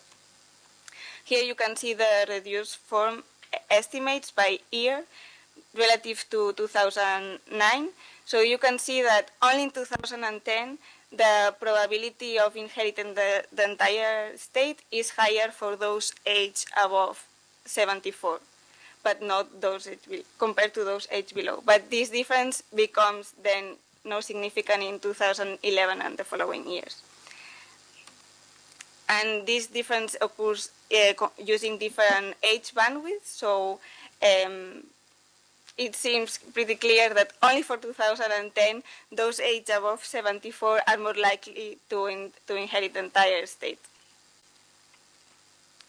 Here you can find the instrumental variable estimate. So in the first stage, you can see that F statistics are high, so it will validate the first stage. And the estimates from the second stage indicate that spouses are between 21 and 34 percentage points more likely to inherit the entire state when there is no need to minimize tax payments. Or said differently, spouses are between 2 and 3 times more likely to inherit the entire state when they don't have to minimize tax payments. So said differently, this means that descendants are more likely to request the portion that corresponds to them by law when this helps to minimize tax payments. But otherwise, they don't have this incentive to request the 25% of the state. And just to make clear that this is something that can be arranged between heirs, so between the spouse and descendants, because it's an option that descendants have to request this 25%. It's not something that the deceased person have to decide. It's something that can be done after death. So it's a response from heirs. Now I will move to studying the effect of tax cuts on reported states, and as I mentioned, I will use the introduction of a 99% tax credit that took place in 2011. This tax credit was approved in June, but it was applicable from January 2011. So these retroactive effects ensures there is no manipulation of the date of death, and also disregards any behavioral response from the deceased during the first month of 2011. This tax credit was applicable only to close relatives, so this will allow me to implement a difference in different strategy. And this reform only affected the largest inheritances, so the top 5%, because lower inheritances were already exempt from the tax. And since February 2014, this tax credit remained the same for spouses, but it was reduced for descendants and parents. So I will define the treated group as states inherited by close heirs, and I will define 2 different treated groups: the top 1% larger states, which were highly affected by this reform, and states at the percentiles 95 to 99%, which were more modestly affected by the reform. And as a control group, I will use the states inherited by distant heirs. I will use those placed at percentile 70 to 100 of the distribution to have a more balanced number of observations, but the evolution of reported states does not change when considering alternative control groups. And I will use a standard diff in diff methodology. So in this graph here, you can see the evolution of the weighted average of marginal tax rates. It's a weighted average because I'm focusing at the state level and not at the heirs level. That's why I weight the marginal tax rate of each heir. So you can see that for the the distant hairs that the marginal tax rates do not change from 2010, but for the treated groups, there's a huge decline of marginal tax rates close to zero in 2011, and it remains this way until 2013. In this graph here, you can see the evolution of yearly averages of the log of reported states. So you can see a huge increase of reported states for the top 1% and for the percentiles 95 to 99%. In this graph here, you can see the diff in diff estimates from the specification you just saw. So what you can clearly see that top 1 reported states increase up to 40% due to the 99% tax cut, and reported states in percentiles 95 to 99% increase up to 20%. Interestingly, the effect lowers in 2014 when the tax deduction was also reduced. These estimates are robust to different state definitions and also to alternative treatment definitions, and I also look at heterogeneous effects according on whether these states are partially inherited by the surviving spouse, but I will skip this for the sake of time. So what I do next is trying to understand the underlying mechanisms of these results. So there could be different possibilities. One is that there are changes in wealth accumulation, so that is that deceased save more. The immediate response of that I observe would point towards that this is not the case, because, as I said, the retroactive effect of the measure would disregard any response, any immediate response from the deceased, and also the effect doesn't increase over time. So it could also be that there is a change in reported assets by heirs. So they might report assets that were previously undeclared, such as cash, offshore financial assets, jewelry, art pieces, etc. Or they could also overvalue the assets that could generate capital gains in the future.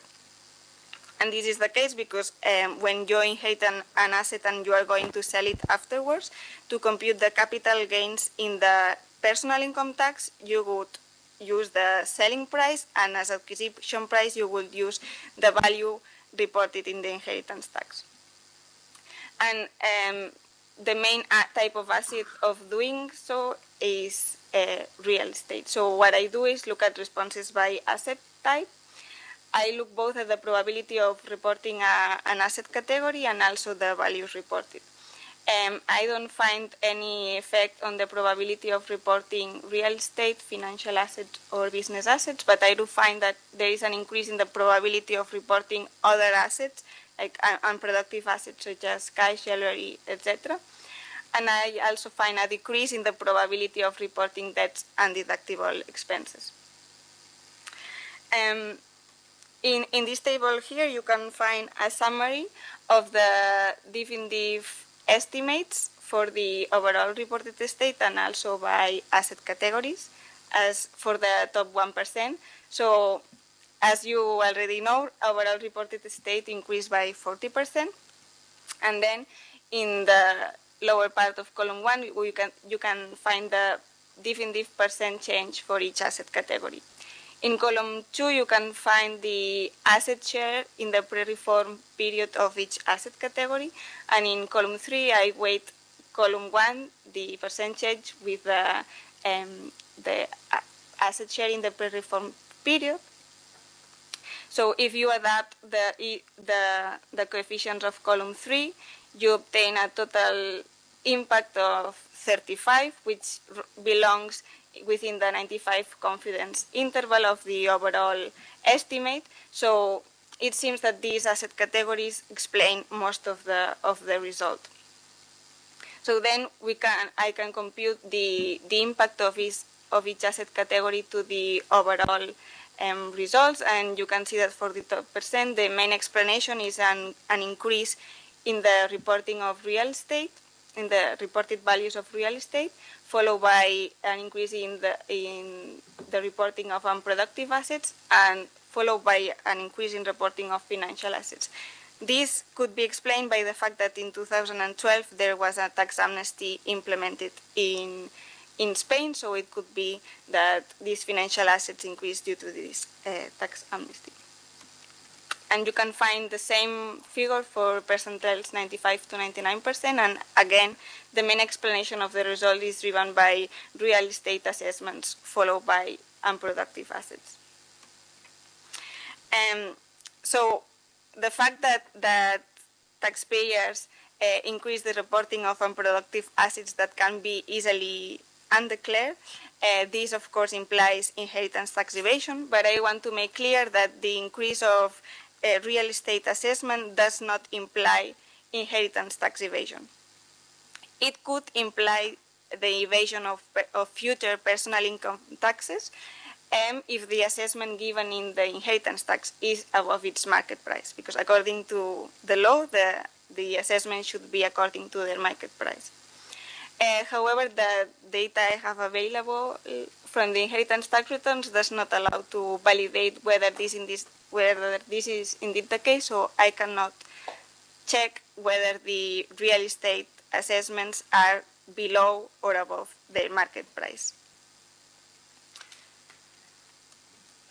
I also look at different things in the papers. I estimate the elasticities and look at other things, but I will skip this for the sake of time. So just to conclude, I have shown you that the inheritance tax distorts the allocation of the estate, so spouses are more likely to inherit the entire estate when there is no need to minimize tax payments. So in terms of efficiency, this would support the exemption of spouses from the tax. Reported inheritances also respond substantially to inheritance tax cuts, and the responses are driven by heirs' reporting behavior. And this is mainly explained because there is an increase in real estate assessments, which might help to reduce capital gains in the case of a future sale. As I said, this behavior might imply the evasion of future personal income taxes. So, as a policy recommendation, the provision of accurate market price assessments by the tax administration using big data techniques would increase the equity and fairness in the tax system. And these findings may also have implications for other countries where assets are not directly assessed by the tax administration and their assessment affect other taxes. Now I'm working on an extension of this project, and this is joint work with Clara Martínez Toledano and Esteban García Miralles. And we have new data that will allow us to answer better one of the main questions that gets an answer with what I just showed you. That is, we don't know if the taxpayers are assessing the real estate over the market price, so this will imply evasion of personal income taxes, or it's just that before they use it to assess under the market price and now they are equiparating to the market price. And this is a concern. I know this is a concern for the subcentral tax administrations. I used to work there before, and it's a question they also have. So we have data from the Spanish property registry, and this is great data. It covers the universe of property transactions occurred in Spain since 2003, and it includes market transactions, but also those derived from inheritances and gifts. So it allows to compare inheritance assessments to market prices. So it will allow to answer better the question I just mentioned. However, this is very work in progress, and I don't have results to show you, but happy to show them soon. And this is all from my side. Thank you.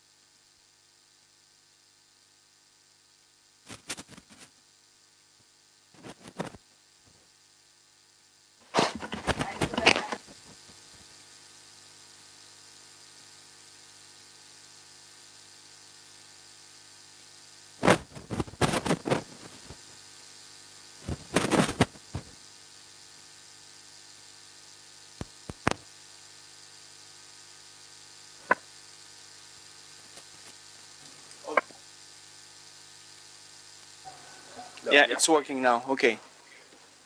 The mic is back. Good.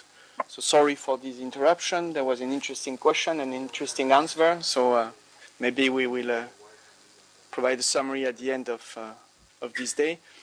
Any other question from the room? Yes, please, David.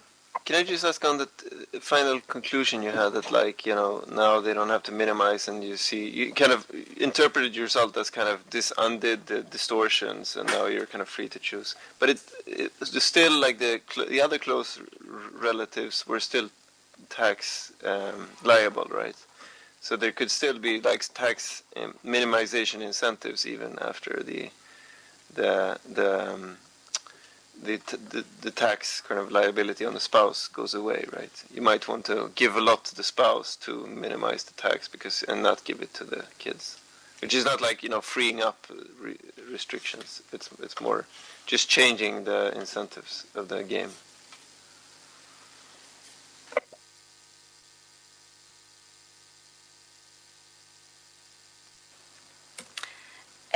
So the thing is, and let me know if I don't reply correctly. For the spouses inherit the entire estate, these have to be stated in the will of the deceased person, because otherwise this general law will apply. So in this case, in the cases I just showed, the starting point is that in the will it states that everything should be inherited by the spouse, and then it just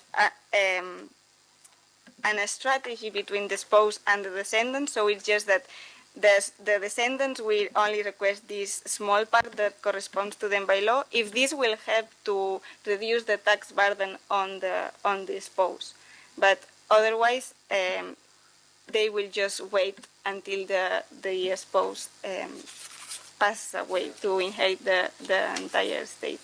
But because this is determined by the will of the deceased person.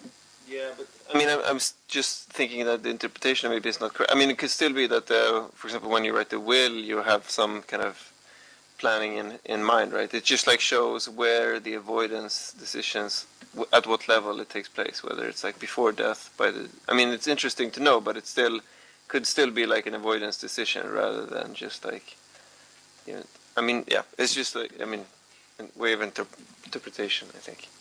No, you are right. The limitation of this data is that I don't have any information on the will, so I only observe what they self-declare in the tax returns.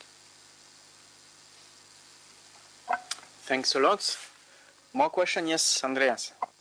Sorry if that has been asked already while I was away. I was wondering whether there's some tax optimization if you give all the all the estate to the remaining spouse, because sometimes if then the remaining spouse dies, the children or the next generation not necessarily has to pay the full tax, because that paid tax liability from the spouse is taken into account. So there might be another layer of optimization. I don't know whether that's the case or... Yeah, it could be, because you can deduct the tax paid up to 10 years prior, because due to the same transfer of wealth. But to be honest, in Spain, the inheritance taxation changes so much. You have seen for a short period how it changed from almost full taxation to 99% tax credit, that I'm not sure how good these people optimize tax planning the inheritances, because it really depends on the time you die, that it will have it in a way or another. Thank you. More question, reaction? No? Okay, so I think it's thanks a lot, Marion. It was really excellent. We look forward for the Spain-wide study. I mean, maybe we can compete with the Swedish data. So let's see. So thank you very much. Now we are going for a coffee break. We will resume at 12 for the round table. So thank you. See you later. Bye-bye. So we will move to the now the policy panel. of this event, moderated by Beatriz Rios. Beatriz, I will give you the floor for introducing the member of this panel. Thank you so much. Good afternoon, everybody, and welcome indeed to this policy panel where we're going to be discussing inheritance taxation, inequality, and tax avoidance. And in order to do so, I'm very happy to have with us today their impressive from the Pablo Olavide University in Sevilla, and Lauren Batch from Essex IPP, Sarah Barrett from the OCDE, and Eric Kischler from the University of Vienna. I'm going to jump straight away into the talk because I think the most interesting part of this chat is having different people with different perspectives about this very interesting issue, considering as well that it has become a key element of the debate when it comes to the tax mix, when we see the impacts of aging population on taxation and what by the different sources of incomes governments would touch. So indeed, my first question will be around that. So what are the motives of levying inheritance tax and gift taxes? And maybe, Diego, would you like to start? Yes. Yes, thank you. Thank you very much for the invitation. Anyway, I will focus my comments on fiscal federalism view and even on political economy issues related to the inheritance and his taxes, IGT hereafter, and particularly focusing on the Spanish case, where this type of taxes are also involved in the territorial financing system of the regional government. I think that this approach will offer new insight on the topics we are discussing today, especially those related to tax avoidance based on geographical mobility and tax competition between jurisdictions and so on. As many of you know, there are a few countries in Europe where the IGT are decentralized. I am referring to Belgium, Lithuania, Switzerland, and Spain. And I have to say that, fortunately, this is not the general picture, because, let's say clearly, the IGT, the inheritance and gift taxation, are not the best tactics to be decentralized. And the reason behind that are several, are the following one. First, we have to say that if we are talking about taxing wealth, some equity consideration must be supported the justification and the design of the IGT. The question now is the regional local dimension of the public policy the right level to choose on redistribution? Is the right level to decide on equity issues motivating taxation? I don't think so. And this is the same conclusion coming from the fiscal federalism, the standard fiscal federalism theory. I think that the underlying principle of equity and social justice supporting taxation, redistributive taxation, wealth taxation, must be decided where the national sovereignty is. I have a second reason why these types of taxing are not the best candidates to be decentralized, and this related to, yes, fiscal capacity of the jurisdiction to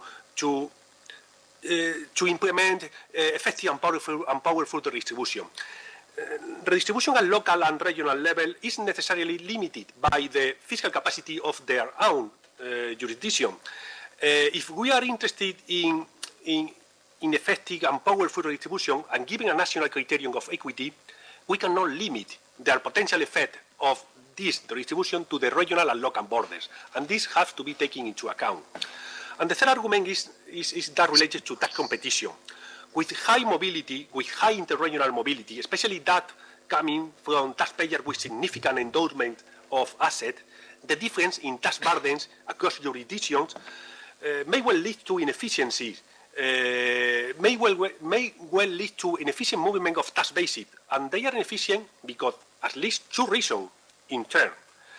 I am referring to that in the case of people and production factors, they should mainly decide their location regarding their preferences and their marginal relative productivity.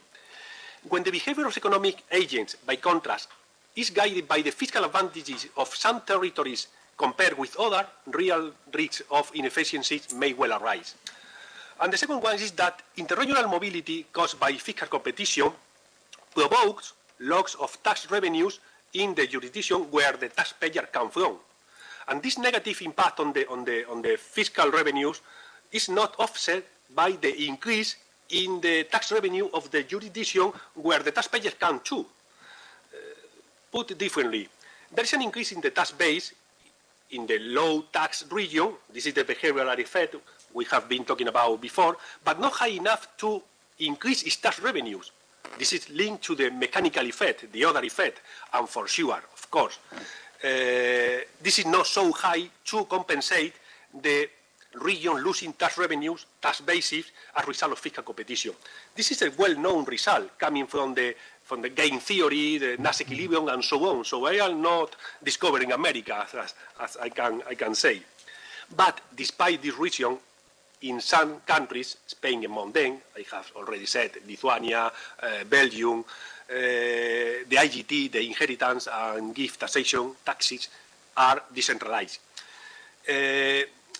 So we have to deal with that. It is very unlikely, from a political point of view, that the IGT come back to the central government. So we have to deal with that. Very briefly, some details on how IGT are decentralized in Spain. Both the central and the regional government have high tax power to decide on tax allowances on the tax basis and in the tax liability, and high autonomy to decide on tax rates. And the Spanish regional government, as Mariona has already said, has exclusive responsibility to collect the IGT with their own tax agency, tax administration. And no tax harmonization process has taken place in Spain, and the outcome has been the expected one, a clear race to bottom.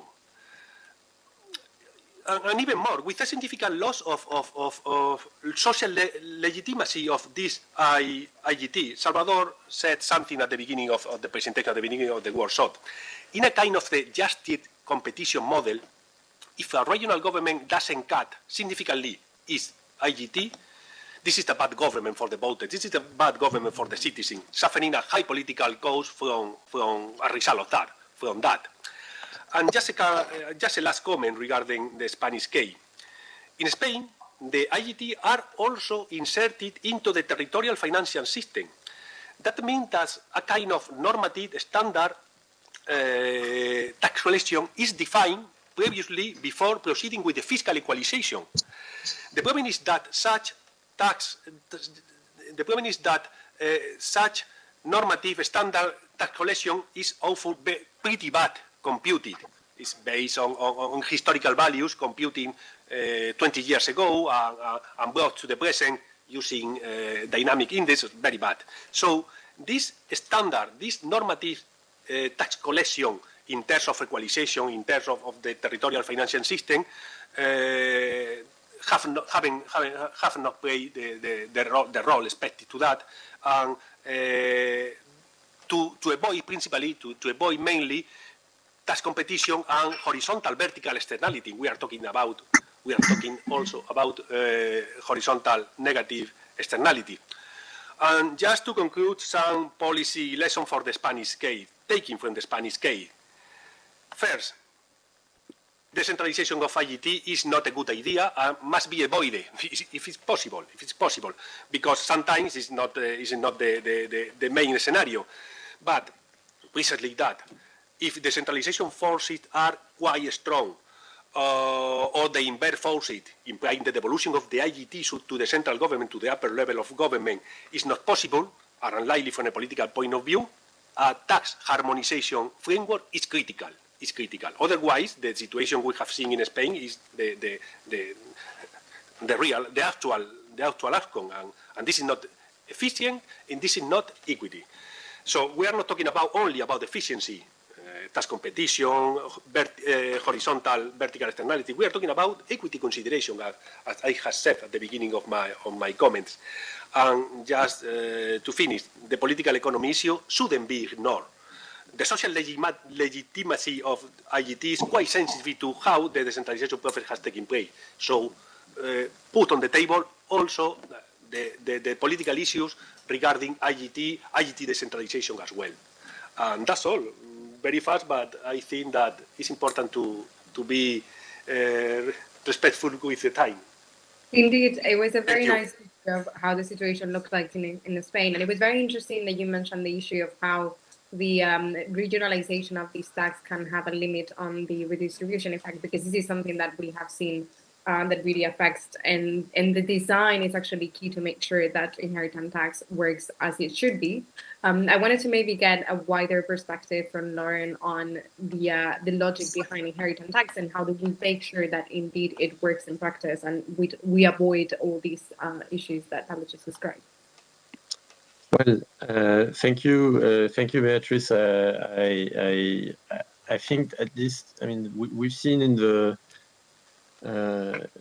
panel this morning, well, in the discussion this morning, I think that there are maybe at least two perspectives, two reasons why you want to have an inheritance tax. First of all, you have from the receiver's perspective, you want to essentially think that if you think that inheritances are some kind of unplanned income shock, somewhat illegitimate, well, probably you want to tax this particularly. And, you know, that's been the traditional view, in a sense, a traditional view that, you know, people should not really expect this type of income to enhance their lifestyle, and therefore it should be taxed particularly. Now, the second perspective, and I think that it's also, so the second perspective has been developed by Mariona, I think, and has been put in perspective in the paper by Mariona, because you should view inheritance tax as just one element of taxation of capital in general. You know, taxation of inheritances is one way of taxing capital out of at least two other ways, which are wealth taxation and capital income taxation. And what's, you know, the reason why inheritance taxation is so important in this entire system is that it's essentially a backstop. You know, when you've been all your life able to avoid paying capital income tax via numerous ways, by owning your house and not paying capital gains when you sell your principal residence, which is the case in many places, by hoarding your money into your firm forever and not paying any sort of dividends to yourself, or not selling it and therefore never paying any capital gains taxes on it. Well, at the time when you die, well, this is a time when precisely there's a change of hands of capital, and therefore it's seen as a good way to finally tax what has never been taxed. So there's an issue of complementarity with the income tax and wealth tax, which is something that we sort of, I think, knew before, but now there's more and more evidence that if you don't have that first of all, capital taxes are not working very well. There are many exemptions, so the rate of taxation on capital is very low. And there's also evidence that there are complementarities, such as what Mariona has mentioned. You know, people can use the implicit valuation at the time of inheritance to reduce later their capital gains taxes. Now, the last thing, and maybe the thing that we're most specialized in is the case of business taxation, where these two perspectives are really going in opposite directions. Why? Because, well, first of all, if you think that receiving the company from your father is illegitimate, well, you know, it's quite hard to say so, because there's a lot of succession planning in those companies. Companies like the founders of family firms are paying really a lot of attention to what's going on afterwards. So it's hard to really view this transfer of assets as completely legitimate or unplanned. But on the other side, it's also particularly in these cases that there's a lot of avoidance of any other kind of tax on the fruits of these companies. So that makes it, in that sense, even more legitimate to tax companies at the time of inheritance. So it's clearly a case, and it's a very relevant case, because that's the richest estates are often composed of these business fortunes. Thank you so much, because that's a little bit of perspective, because when we think about inheritance tax, we often think about personal tax, and indeed it can be actually a business tax in terms of wealth. I wanted to bring now into the conversation, Sarah, and I was wondering if you could also give us a little bit of a sense of how does it work in different countries, how this system has been designed, and what we could learn from other perspectives different from the ones that we have heard up until now. Well, yeah. Sorry. Did you want to speak, Laurent? Or? No, Sarah. No, Sarah, yeah, go ahead. Okay. Maybe before we get into the design issues, which are very important, maybe I can add to what was said, because I think your introductory question is about the case for the arguments for inheritance taxes and maybe some of the arguments that have been put forward against inheritance taxes. And so just as background, we released a big report on inheritance taxation in OECD countries last year. And so it's a very comprehensive review of how countries tax inheritances, can be via an inheritance tax and estate tax. We also look at gift taxes. But in addition to that comparative overview, we have a whole chapter that looks at the case for and against inheritance taxes. So some of what I'll say will, is repeating a bit what Laurent was saying, but the overall finding of the report is that inheritance taxes can raise revenue and also increase equality at relatively lower efficiency and administrative costs than other taxes. And so I think that's a key message. It's important from an equity perspective if we think in terms of strengthening equality of opportunity, which you can define as making sure that people who have the same levels of skills, same amount of effort, face similar prospects in life. We've also seen this morning a very good presentation on the impact of inheritance and gift taxes on wealth inequality. And we see that inheritance and gift taxes can reduce wealth concentration in the long run. So even if there's this short-term equalizing effect, and especially if we take into account the fact that revenues are redistributed, so strong equity arguments.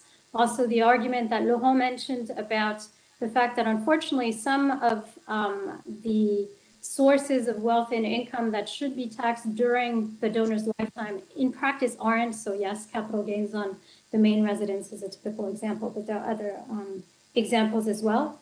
So there's strong equity arguments, right? And from an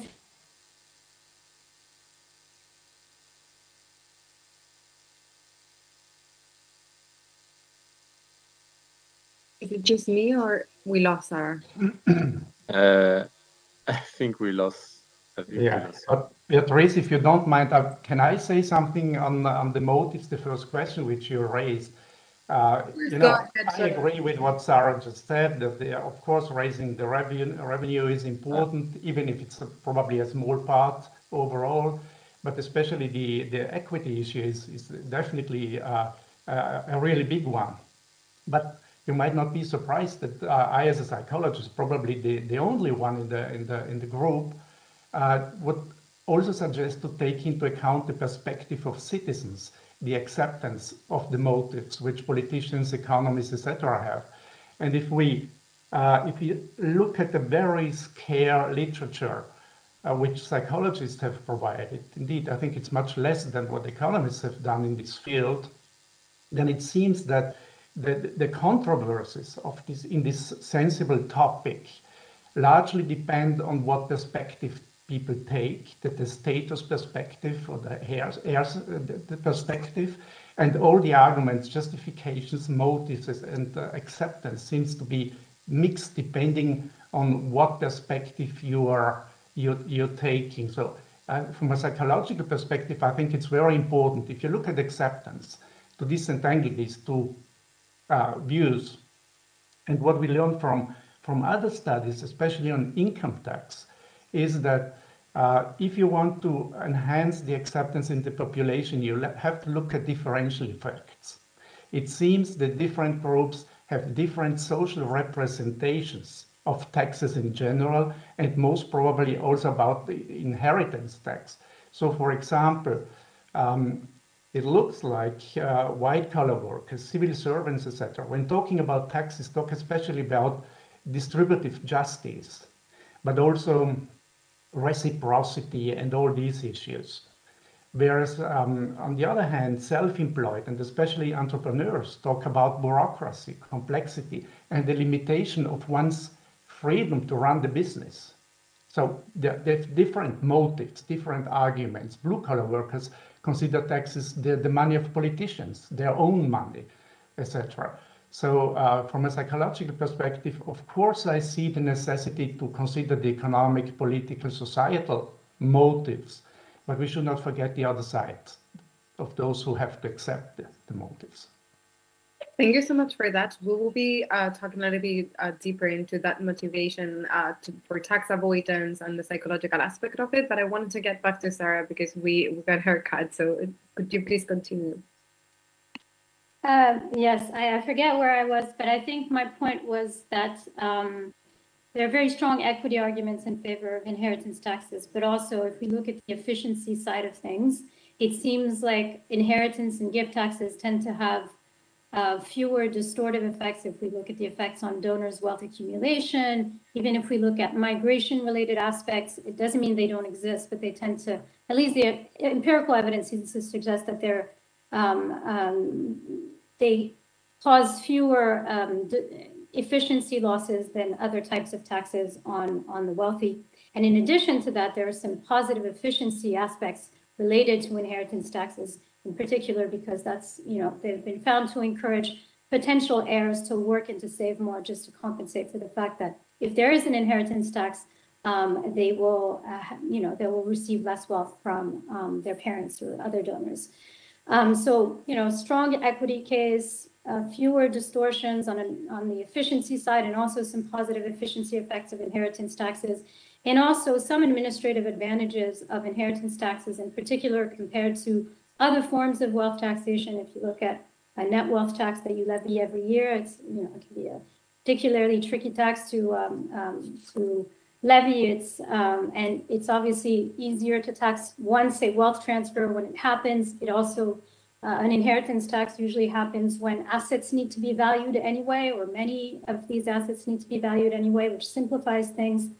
There's also an argument, again, from an administrative perspective, where identifying ownership might be slightly easier as well, because in most cases, recipients will have a clear interest in ensuring that the transfer of ownership is done clearly and properly to ensure their own ownership rights.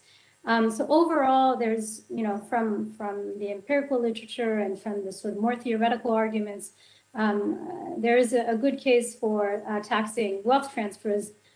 But for all these things, the positive things to happen, these taxes need to be designed in practice. And what our study shows, but also what the start of this discussion about, the Spain decentralized type of inheritance taxes showed, is that it doesn't always happen that way. So good case in sort of the theory space, but you need to look at the design, and the devil, when we talk about taxes, the devil is always in the details. There's issues with design. Thank you so much for that, because it makes my transition very easy, because I wanted you now to reflect a little bit on how do we have to design inheritance tax to make sure that it contributes to the redistribution of wealth, that it doesn't affect in terms of inequalities and so on. So Diego, would you like to maybe give us an idea, moving a little bit beyond the question of centralizing tax? How do we need to design inheritance tax to make sure that indeed it's good, it contributes to redistribution, and it works?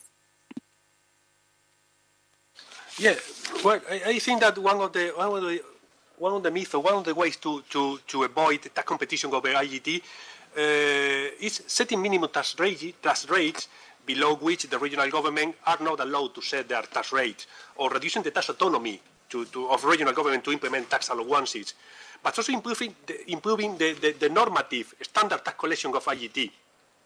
This way, the internalization of the horizontal vertical externality I was talking before, created by the government with aggressive low tax policy, in some cases based, I have to say that, on the capital effect. I am thinking of Madrid. Can be managed and reasonable solved. So I will bet in favor of tax harmonization and a good computation, a good definition of the standard normative tax collection in the territorial financial system. Not also in Spain, but in other countries as well. so much. Maybe, Lauren, you could elaborate a little bit more from the business perspective and how do we have to design inheritance tax to make sure that it works? Well, I mean, in terms of business assets, there's been a big change in perspective, or at least, traditionally in the last 25 years, people have viewed inheritance taxes as a very big problem for the efficiency of business restructuring. So I remember when I started my career, there were lots of EU recommendations on making sure inheritance taxes were not too high, or because they would prevent from like the correct transfer of businesses in the economy. And they were saying, look, there's an aging of business owners, and that's bad for the economy. So we need to make sure that this does not happen. So there was actually a big benchmarking exercise by the EU between the different ways in which each EU country was taxing business assets as part of gift and inheritance taxes. And the logic was that we should have them as low as possible. And that's what countries have been doing in various ways. So in many countries, business assets are fully exempted, and there's also typically a big discount on the valuation. There are often cases where it's even going beyond that. For instance, in France, you get an exemption on business assets provided you are showing a commitment to run the company for a number of years after the transfer. So you see that there's been a very strong logic, which was to make sure that businesses could continue as they are, meaning that the ownership of businesses could continue as they are, as if it were the most efficient thing to do was to keep a given plant in the family as much as possible. So the problem is that this has huge inequity effects, because, as I said, if you look at the top 1%, top 0.1% of distribution, it's mostly business fortunes. And people did not realize this very much because they didn't have the data to back it up. So there have been two responses to this development. So first of all, some countries have altogether cancelled the entire tax because of too many exemptions given to business tax owners. So that was the case in Sweden, for example. So in Sweden, there was this. There were more and more exemptions given to business owners. There was even the owner of H&M got himself a specific exemption to the wealth tax. But in fact, at the same time, there were like even more specific exemptions for gift taxes and inheritance taxes. And the result of this is that the tax revenue was very low, and there was this feeling that only the middle classes were paying it, and that resulted in the end of it in 2004.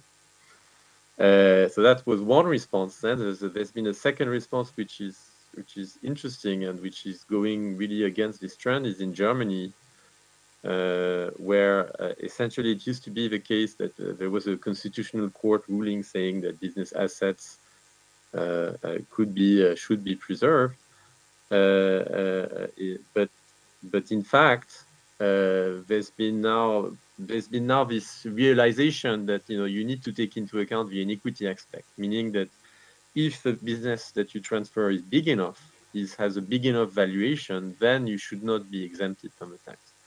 And that's probably the way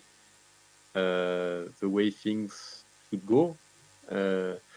Obviously, provided you award opportunities to pay the tax in installments, because when it's a very big plant, a very big asset that you need to pay a tax on, probably you want to make sure you don't need to pay in one go, but in several installments. But that's something that is traditionally available.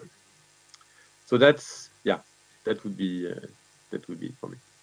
Can I have a quick follow-up on how how is it different for SMEs? Because particularly in Europe, we know that most of the companies are actually SMEs, and to what extent this can be something that contributes to difficulties in terms of competition, and so on. So is there a different way of assessing the issue? No, but you're right. I mean, typically the people would say SMEs are at a particular risk because these are assets that are very hard to sell.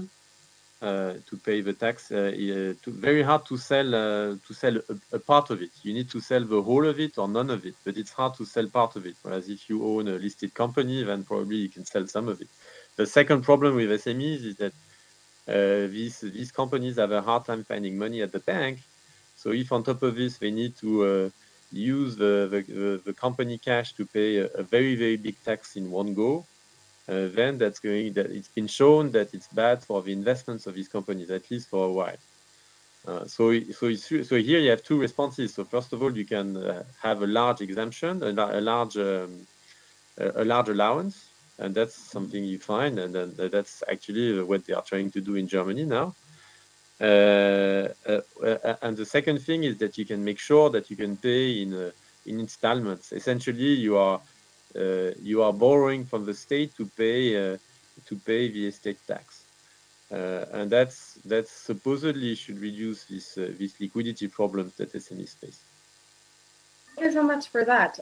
Sarah, maybe could you elaborate on how do we have to decide inheritance tax, and particularly, could you talk a little bit about how do we use it to ensure a better distribution of wealth, and whether or not it could be useful in terms of tackling inequalities? Yes, maybe I can also go back, take a bit of a step back and say how they're designed and what's sort of been problematic. I think the treatment of business is a key, probably the hardest issue with the implementation of inheritance taxes. But just to give you a bit of an idea, basic facts and numbers. So there are 24 out of 38 OECD countries that tax wealth transfers, have inheritance, estate, or gift taxes. So that's a majority. But at the same time, what we're seeing is that they typically collect very limited revenue from those taxes.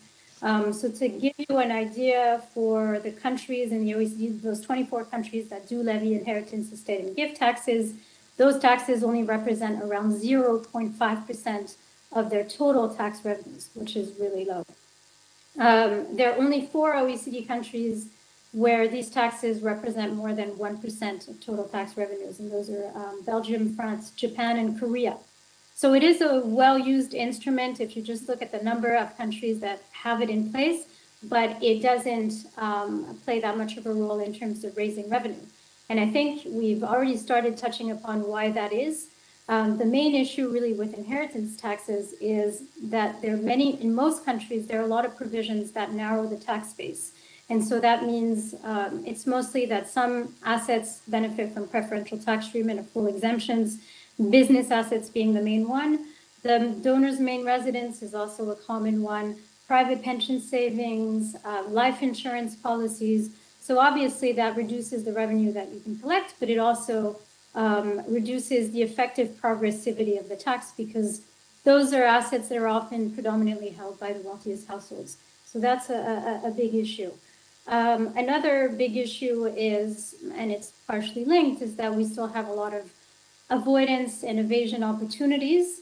Again, that reduces revenue, that reduces the fairness of the tax, and that also erodes confidence in the tax system.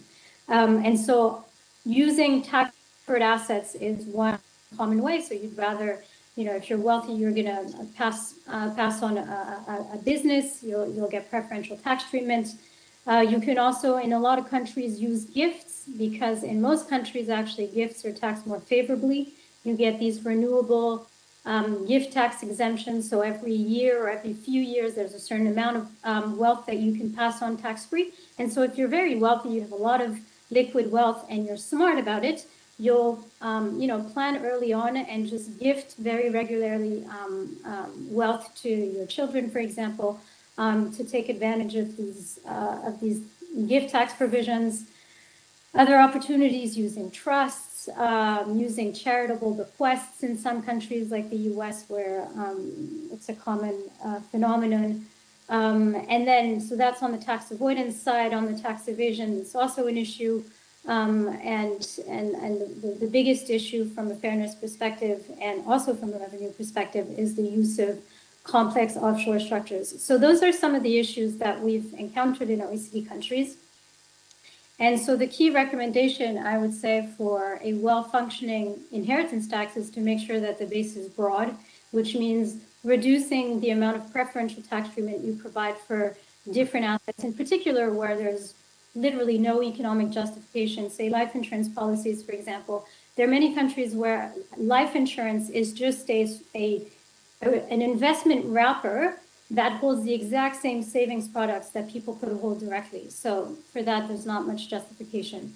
For the business assets relief, that's a harder one because there's this concern that Laurent explained, but he also mentioned how regressive this type of relief is. I think, but it's exactly right to say that there are ways at least to cap this type of, you can cap the value of relief that you provide under business asset relief. There are some very large companies in France, for example, in the luxury sector that are family-owned businesses. BMW is a family-owned business. So I think the mom and pop type of business, you can probably target the relief to them if that's where you expect liquidity issues to arise.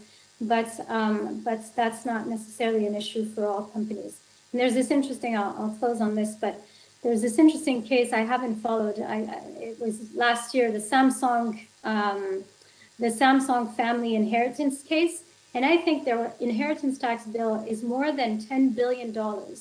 But they're still expected to be able to pay for it. And of course, it's going to require, a mix of borrowing, a mix of divestments from some of their holdings. But the expectation is that they will, over time, I think they have 5 or 10 years, which is also what Laurent mentioned, is, paying in installments.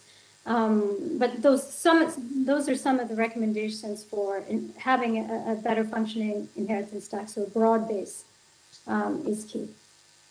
Thank you so much. Indeed, it's nice to see that you identify more or less the challenges and the solutions in the same way. I wanted to bring Eric now because you both mentioned tax avoidance and tax evasion. And one of the things that we wanted to discuss, it was this negative perception of inheritance tax and how that often leads to, first, less political will to regulate it, and then also more tax avoidance and tax evasion on the other side. So Eric, could you elaborate a little bit more on this one, and what do you think is the case? Yeah, I think inheritance tax is a very sensible issue with a lot of more emotions than people generally have when talking about taxes. And definitely, I don't see a lot of rational utility maximization in people's opinions and arguments against taxes in general. For example, years ago, there was an endeavor by the Minister of Finance to tax the 13th and 14th monthly salary, which we have in Austria. And it would have concerned only a really very small part of citizens. So the majority would have got an advantage.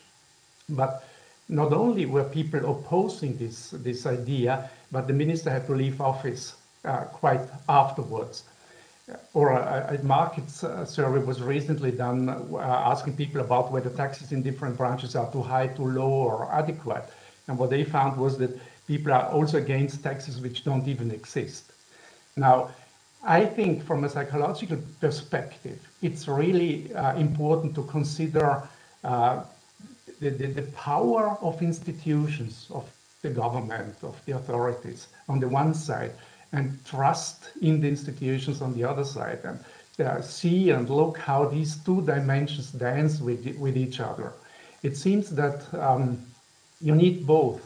Of course, trust in institutions, but also power, meaning professionality, expertise, but also harsh power, punishing power, if you want, which needs to be very well designed. So in other words, harsh power, which is effective because it's well targeted to those avoiding aggressively or evading taxes. In that case, even harsh power, punishment, can increase trust in the institution.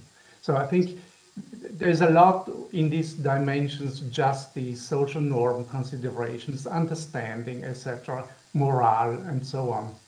But seeing how these two dimensions dance with each other in a country is important. And what we saw in a recent study was that it depends very much on the culture and the trust in institutions in a country on which the government needs to invest more.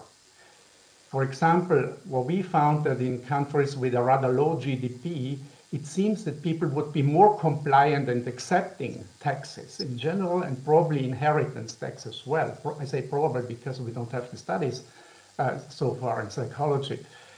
They would accept taxes if the institutions invested in trust building. In other countries, like Western European countries, people say they would be more compliant if the institutions wielded more power. So it's quite interesting to look at these dimensions and how to sequence strategies if you want to increase compliance. Now, having said that, I think that when we talk about inheritance tax, this very sensible topic, very emotional topic, it's important and probably also culture specific. The different normative principles which people hold, or values if you want. Referring to a study by Beckett, we distinguish between family values. So if in a culture you have strong family values, you are probably opposing inheritance tax more than if you do not have these strong family values. On the other hand, if you have these community values, the equality, equal opportunity values, in that case you would favor income tax. But you have to make sure that people know why you introduce an inheritance tax, who is affected, and what is done with the money. Very interesting to see that culture, GDP plays a very important role in the perception of inheritance tax and how it is accepted by the population. I'm going to remind our audience that we have some time for questions. So if you have something in mind, you can start raising your hands. I'm going to just do a quick follow-up in the meantime. So in case you want to ask a question, it's the time you have right now to think about it. I wanted to bring Diego on this one because indeed in Spain, it has been a huge political debate about inheritance tax. And I was wondering, building a little bit on what Eric explained, what is your perception of why it's so negative perceived in Spain, inheritance tax, and how, from your perspective, was that political debate? Yes. Probably the political debate started when the foral communities, there is two types of territorial financial system in Spain. We have the common regime with 15 regions and the foral regime with only 2 regions, País Vasco and Navarra, which has a higher, the highest tax autonomy. So at the beginning of the times, 20, 30 years ago, the debate started because these 2 foral regions started to decrease their tax rates, and the rest of the regions, especially those neighboring this one, started to decrease following the first decreases of the taxes in the foral regime. But now the debate is more ideological than that related to the specific difference between the foral and the common regime. Now the debate is more ideological. I was checking one data, which is very striking, because it's related with other speakers have been talking about. In Spain, about 50% of the inheritance has been rejected in 2021. And this has been incorrectly attributed to the high inheritance and gift taxes. But in the most frequent reason explaining the rejection of the bequest is the existence of debt, huge debts linked to the asset received, bigger than the value of the asset. But this episode been more usual has been more usual in the economic in times of economic crisis. But in the media, the information, the news has been 50% of the inheritance has been rejecting due to the high inheritance taxes, and this is not true. This is false. In fact, there is no correlation between the percentage of rejection in some regions with the tax rate, with the level of the tax on inheritance in these regions. There is no correlation. It's more related to the downtown in the economic business cycle, or related to the, as I have already said, the debts linked to this. So this is a political, ideological debate with a certain kind of contamination. Beatriz. Thank you for that. So is there any question maybe in the room or online? We're taking questions online as well. No questions? Okay, then we keep it going.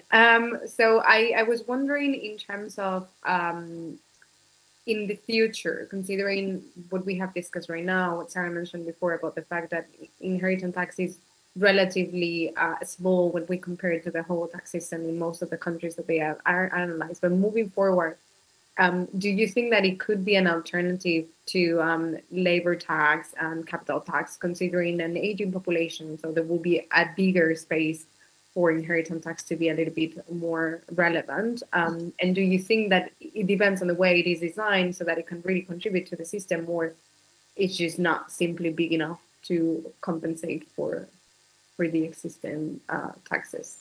Laurent, would you like to start? Well, I mean, it's a large question, but I think that, you know, in terms of administrative implementation, you know, there's nothing much that beats VAT and income tax in terms of generating high volumes of taxation. I don't really see the inheritance tax as being able to replace that. Obviously, it's, you know, there are some complementarities. So I think that probably the income tax would be yielding far more if the inheritance tax was somewhat, you know, more bigger, because then you would see that, okay, I can't just save my income forever, because at the end there will be an inheritance tax anyway. So therefore, I'm selling more, I'm generating more capital income today, and so on. So there are complementarities, but I think that it's hard to imagine a world where, even for pure administrative reasons, you know, the problem is that the reason why the income and VAT tax work so well is that they are not very salient taxes, and they are also easy to implement. So the inheritance tax is somewhat easier to implement than a wealth tax, but it still is something that's seen as quite intrusive, that you don't naturally obtain the info from the employer as you get for the income tax, or from the seller for the consumption tax. So it's making it much more difficult to use as a primary source of revenue. But that doesn't mean we should not have it. It just means it shouldn't be the main source of revenue. It can be a complement, but cannot be at the core of the sources of revenue. Maybe Sarah, would you like to jump on this one? Do you share Laurent's view, or do you see things in a different way? Yeah, I subscribe 100%. I think there's definitely room to raise more revenue than what countries do. More room than just 0.5% of total tax revenues. Again, you broaden the base, you better align gift and inheritance tax treatment, you limit avoidance and evasion. You can raise more revenue, but there's even a super well-designed inheritance tax will never be as much a revenue raiser as VAT or PIT. That's very clear, and I totally also agree with the potential indirect impact of the well-designed inheritance tax, in particular on income taxes. And I think, so there's it's not because it wouldn't become a major source of revenue that it doesn't play an important role, because the main justification for an inheritance tax, I don't think is becoming a major revenue raiser. I think it's strengthening equality of opportunity and reducing wealth concentration over generations. So it doesn't mean that it doesn't have an important role to play. what it means is that it needs to be complemented with other instruments. And, there's no silver bullet, and clearly the inheritance tax is not a silver bullet. You'll need other reforms to raise significant amount of revenue, but also to narrow wealth gaps. It's not the only instruments that you should be using. There are other reforms looking at how countries tax personal income, capital income, and capital gains is probably even more important. Thank you. I will ask you a little bit of a follow-up on the issue of inequalities, but I would like to go back to Eric again. Do you think that addressing these perception of these negative perception and fighting tax avoidance and tax evasion could be actually a way as well to contribute to increasing the revenue extracted from inheritance tax? Was that for me or was it for Eric? Oh, yes. Yeah. Well, let me first ask a question to Sarah and the economists in the room.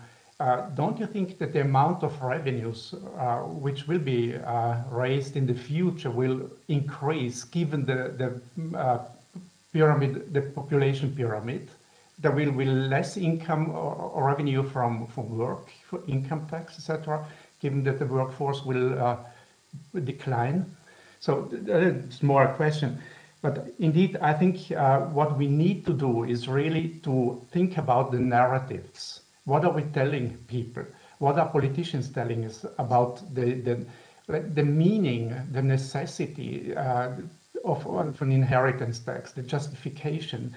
I recently read a study by Bastiani and Waldenström, which was conducted in Sweden, published last year, where they say that the acceptance of inheritance tax is about 1/4, but it can be increased if you tell people that it is meaningful for equal opportunities, etc., increased to about 30%, if I'm correct. And if you tell them that not everybody, but also large inheritances will be taxed, you increase the acceptance to 45%. So with the narratives, with explanations and justifications, you can do probably a lot to raise acceptance. But I was also thinking about voice and earmarking. I think with other taxes at least, earmarking has an effect, voice has an effect, and probably at the end of our discussion, let me say something which is very speculative and very rough. Could we consider something like giving the testator or the heirs as much voice that the government, for example, decides what projects need to be realized in the future, and huge inheritors realize these projects. So giving them power and voice at the same time. I know it's a very rough argument, a very rough idea, which needs also to be discussed from a democratic perspective. So thank you so much for the very strong argument to the talk. Last opportunity for the audience to ask a question. Otherwise, I will build up on the question that Eric just posed and a little bit more on the issue of redistribution of wealth and fighting inequalities. Anyone who would like to ask a question? No, I don't see any has raised, and I don't seem to get anything from the room either. Okay, so then just to close, because we have 5 minutes left, so maybe one intervention per person.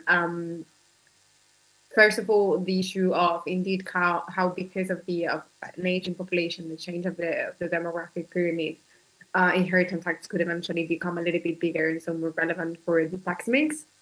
And then at the same time, a little bit on the argument on how inheritance tax contribute to wealth redistribution and fighting inequalities. So maybe we can start with Diego and then continue Lohan and Sarah. Yes, this is a dynamic approach that needs to be taken into account, of course. But I would like to highlight the geographical dimension, the territorial dimension of this type of idea. And I would like to highlight something that one of the speakers has said, that's regarding about the social acceptance of the taxes. It's very important to have legitimacy on the public expenditure, on the public effectiveness, on the public efficiency of this public spending. So that will become acceptable the inheritance taxes. So I would like to finish with this idea that Eric has already said. Thank you so much, Diego. Lauren, maybe on this issue of redistribution of wealth and the importance of inheritance tax considering the Asian population and so on. Well, I think this morning there was a great paper by David Syme on the effect of inheritances on inequality, and what you see from that paper is that the effect is actually sometimes a bit counterintuitive. At least in the short run, it seems like it's reducing inequality, and then in the long run, it may increase it, but maybe not by such a large amount. So it's true that and that may explain why people don't accept it nearly as much as they would accept a wealth tax. A wealth tax there's all sorts of distortion. There's one thing we can't remove from it is that by definition it's reducing wealth inequality. And at least it's a direct effect of it. And so there is this. And the reason why inheritances could reduce inequality in some ways is because, well, precisely people are using gifts and inheritances to do their own form of redistribution. It's kind of an altruism. Like it's a form of altruism that's essentially is competing with state altruism via inheritance and gift taxes, and that's why also it's not very well accepted. So we need to know much more about what are the relative benefits of one form of intervention, which is okay, I'm using gifts to sort of please one person as opposed to other because I think that she needs it and so on, as opposed to state taxation and whatever you get you get from it. So there needs to be a better perception that the inheritance tax would indeed reduce inequality of in a way that's easy to display to the audience. And I think for now it's lacking. Even the academic community doesn't seem to agree very strongly, at least on this perspective. So there's still a lot of work to be done on the academic side. Thank you so much for that. Sarah, maybe last word?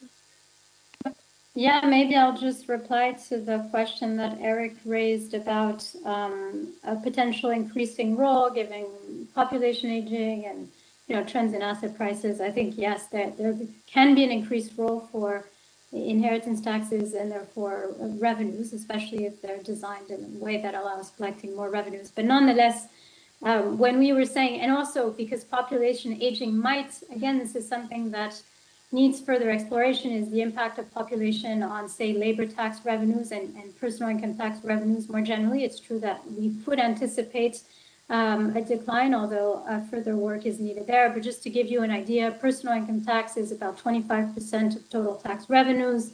Social security contributions is another 25%. VAT is 20%. So a tax that currently raises 0.5% of revenues, I don't think that will be the main ever the main argument in favor of an inheritance tax. And I agree with the point that was made about needing additional research on what is the impact of inheritances on inequality and therefore of inheritance taxes on inequality, because it is definitely more indirect than other tax instruments. Thank you very much, Sarah. I would like to give the floor for one last time to Eric if he wants to react to what the other speakers had, just to close the panel. Well, I couldn't agree more with what has been said, and would only like to add, of course, we need much more research on this issue, but especially interdisciplinary research. At the moment, I don't see a lot of sociology perhaps, yes, but not a lot of psychology in the research groups. But for example, Sarah, the OECD concept of cooperative relationships is, I think, a very potential one with a lot of psychology in. So let's do something interdisciplinary. Thank you so much. Thank you so much, Sarah, Lauren, Eric, and Diego for your contribution. It was a very interesting panel. I think we had a lot of food for thought in the future. And now I give you back the floor to Sevilla, where Salvador Barrios from the European Research Center from the European Commission, I think, is going to a close summary. Thank you very much, Beatrice. Thank you. And thanks to the member of the panel. This was really a fascinating discussion. I can only agree with Eric saying that we need more multidisciplinary research in that area. Having a psychologist was already a big performance for us, but I can clearly see the value of it. I mean, this is really fascinating. There are a few takeaway points I would like to highlight from this debate. I think in the end we are, when talking about psychology and the difference in perception depending on the socioeconomic category, depending on the dominant, let's say, culture in countries, so family culture or community-based culture, I think in the end we could think that we are talking about the same subject, but we are saying things a bit differently. But in the end, we are talking about redistribution and the concept of redistribution, whether we think this should be made at family level, depending the culture and the existing structure of the state, or whether this should be made at community level. And one clear dimension of it is, and it seems to me that in countries where the community-based culture, where the state, the welfare state is more important, you have less of a need for the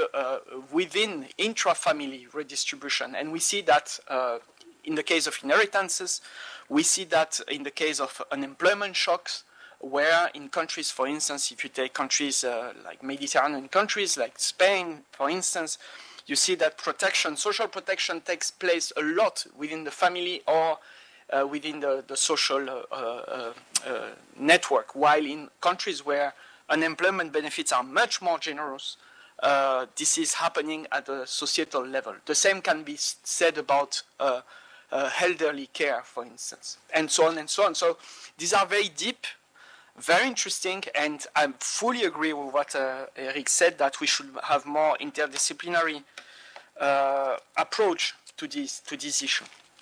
A number of very important things have been said in this discussion. It's clear that there is something wrong about inheritance taxes. I mean, this is quite obvious from the research that has been presented and from the follow-up debate. It's also clear that inheritance taxes will not fill the gap, but still, at the margin, they can help. They can help, in particular, if we take into account the evolving demographic structure. And this is, in the end, what we're talking about. Now, I mentioned this in the introduction.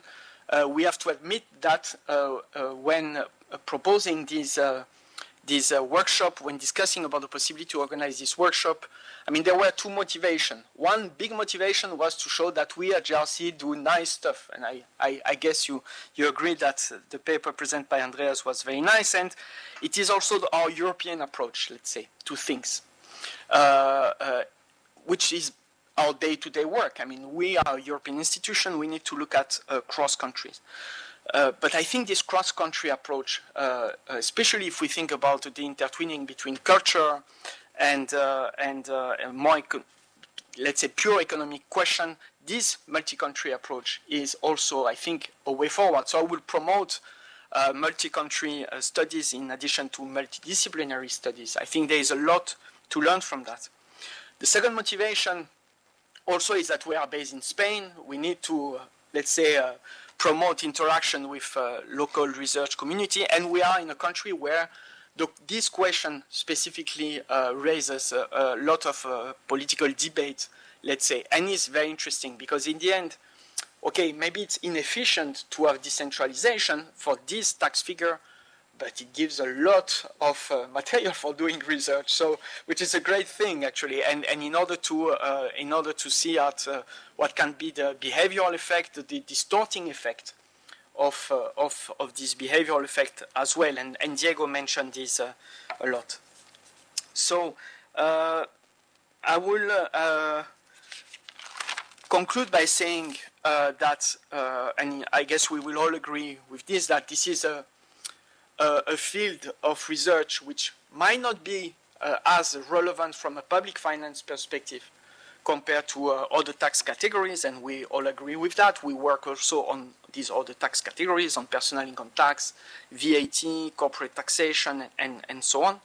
But still, it's something which we believe will gain importance in the coming years because of the demographic change and because of the clear link, as Laurent mentioned a few times, the fact that capital tax in the end, including inheritance tax, wealth tax, etc., act as a backstop for PAT, and we need to consider the connections. In countries such as Germany, for instance, this interaction is also directly linked to a corporate tax regime.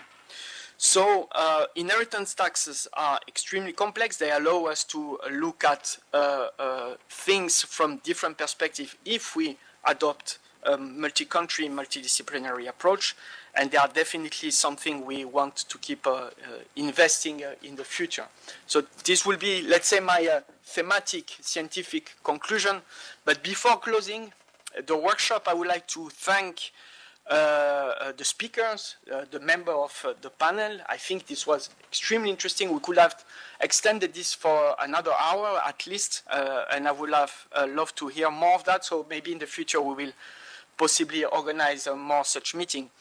I would also like to thank the people who made this event possible. First, Panos, thank you so much. It was nice to meet you after more than a year collaboration, and we look forward to do more such events with the EU Tax Observatory and to develop collaboration with you, which is something which is already happening actually. So that's a very good thing.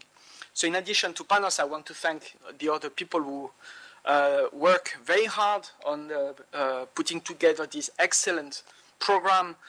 Sabine Neimer, Marta Jedrich, Frédéric Jaich, Miguel Querol, Anja Surlan, Klaus Grunberger, Alberto Del Pino, and last but not least, I would like to thank Andreas Thiemann, whose contract is near completion here with us at JRC. Unfortunately, Andreas will have to look for another job. I'm sure it will be an excellent one.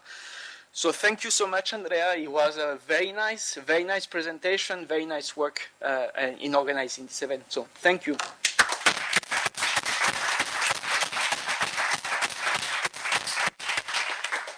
Thank you. So bye-bye. Thanks for those joining online. We are lucky enough to have lunch here in the patio in Sevilla. So next time, think twice before joining online. Thank you. Bye-bye. Bye-bye. Bye.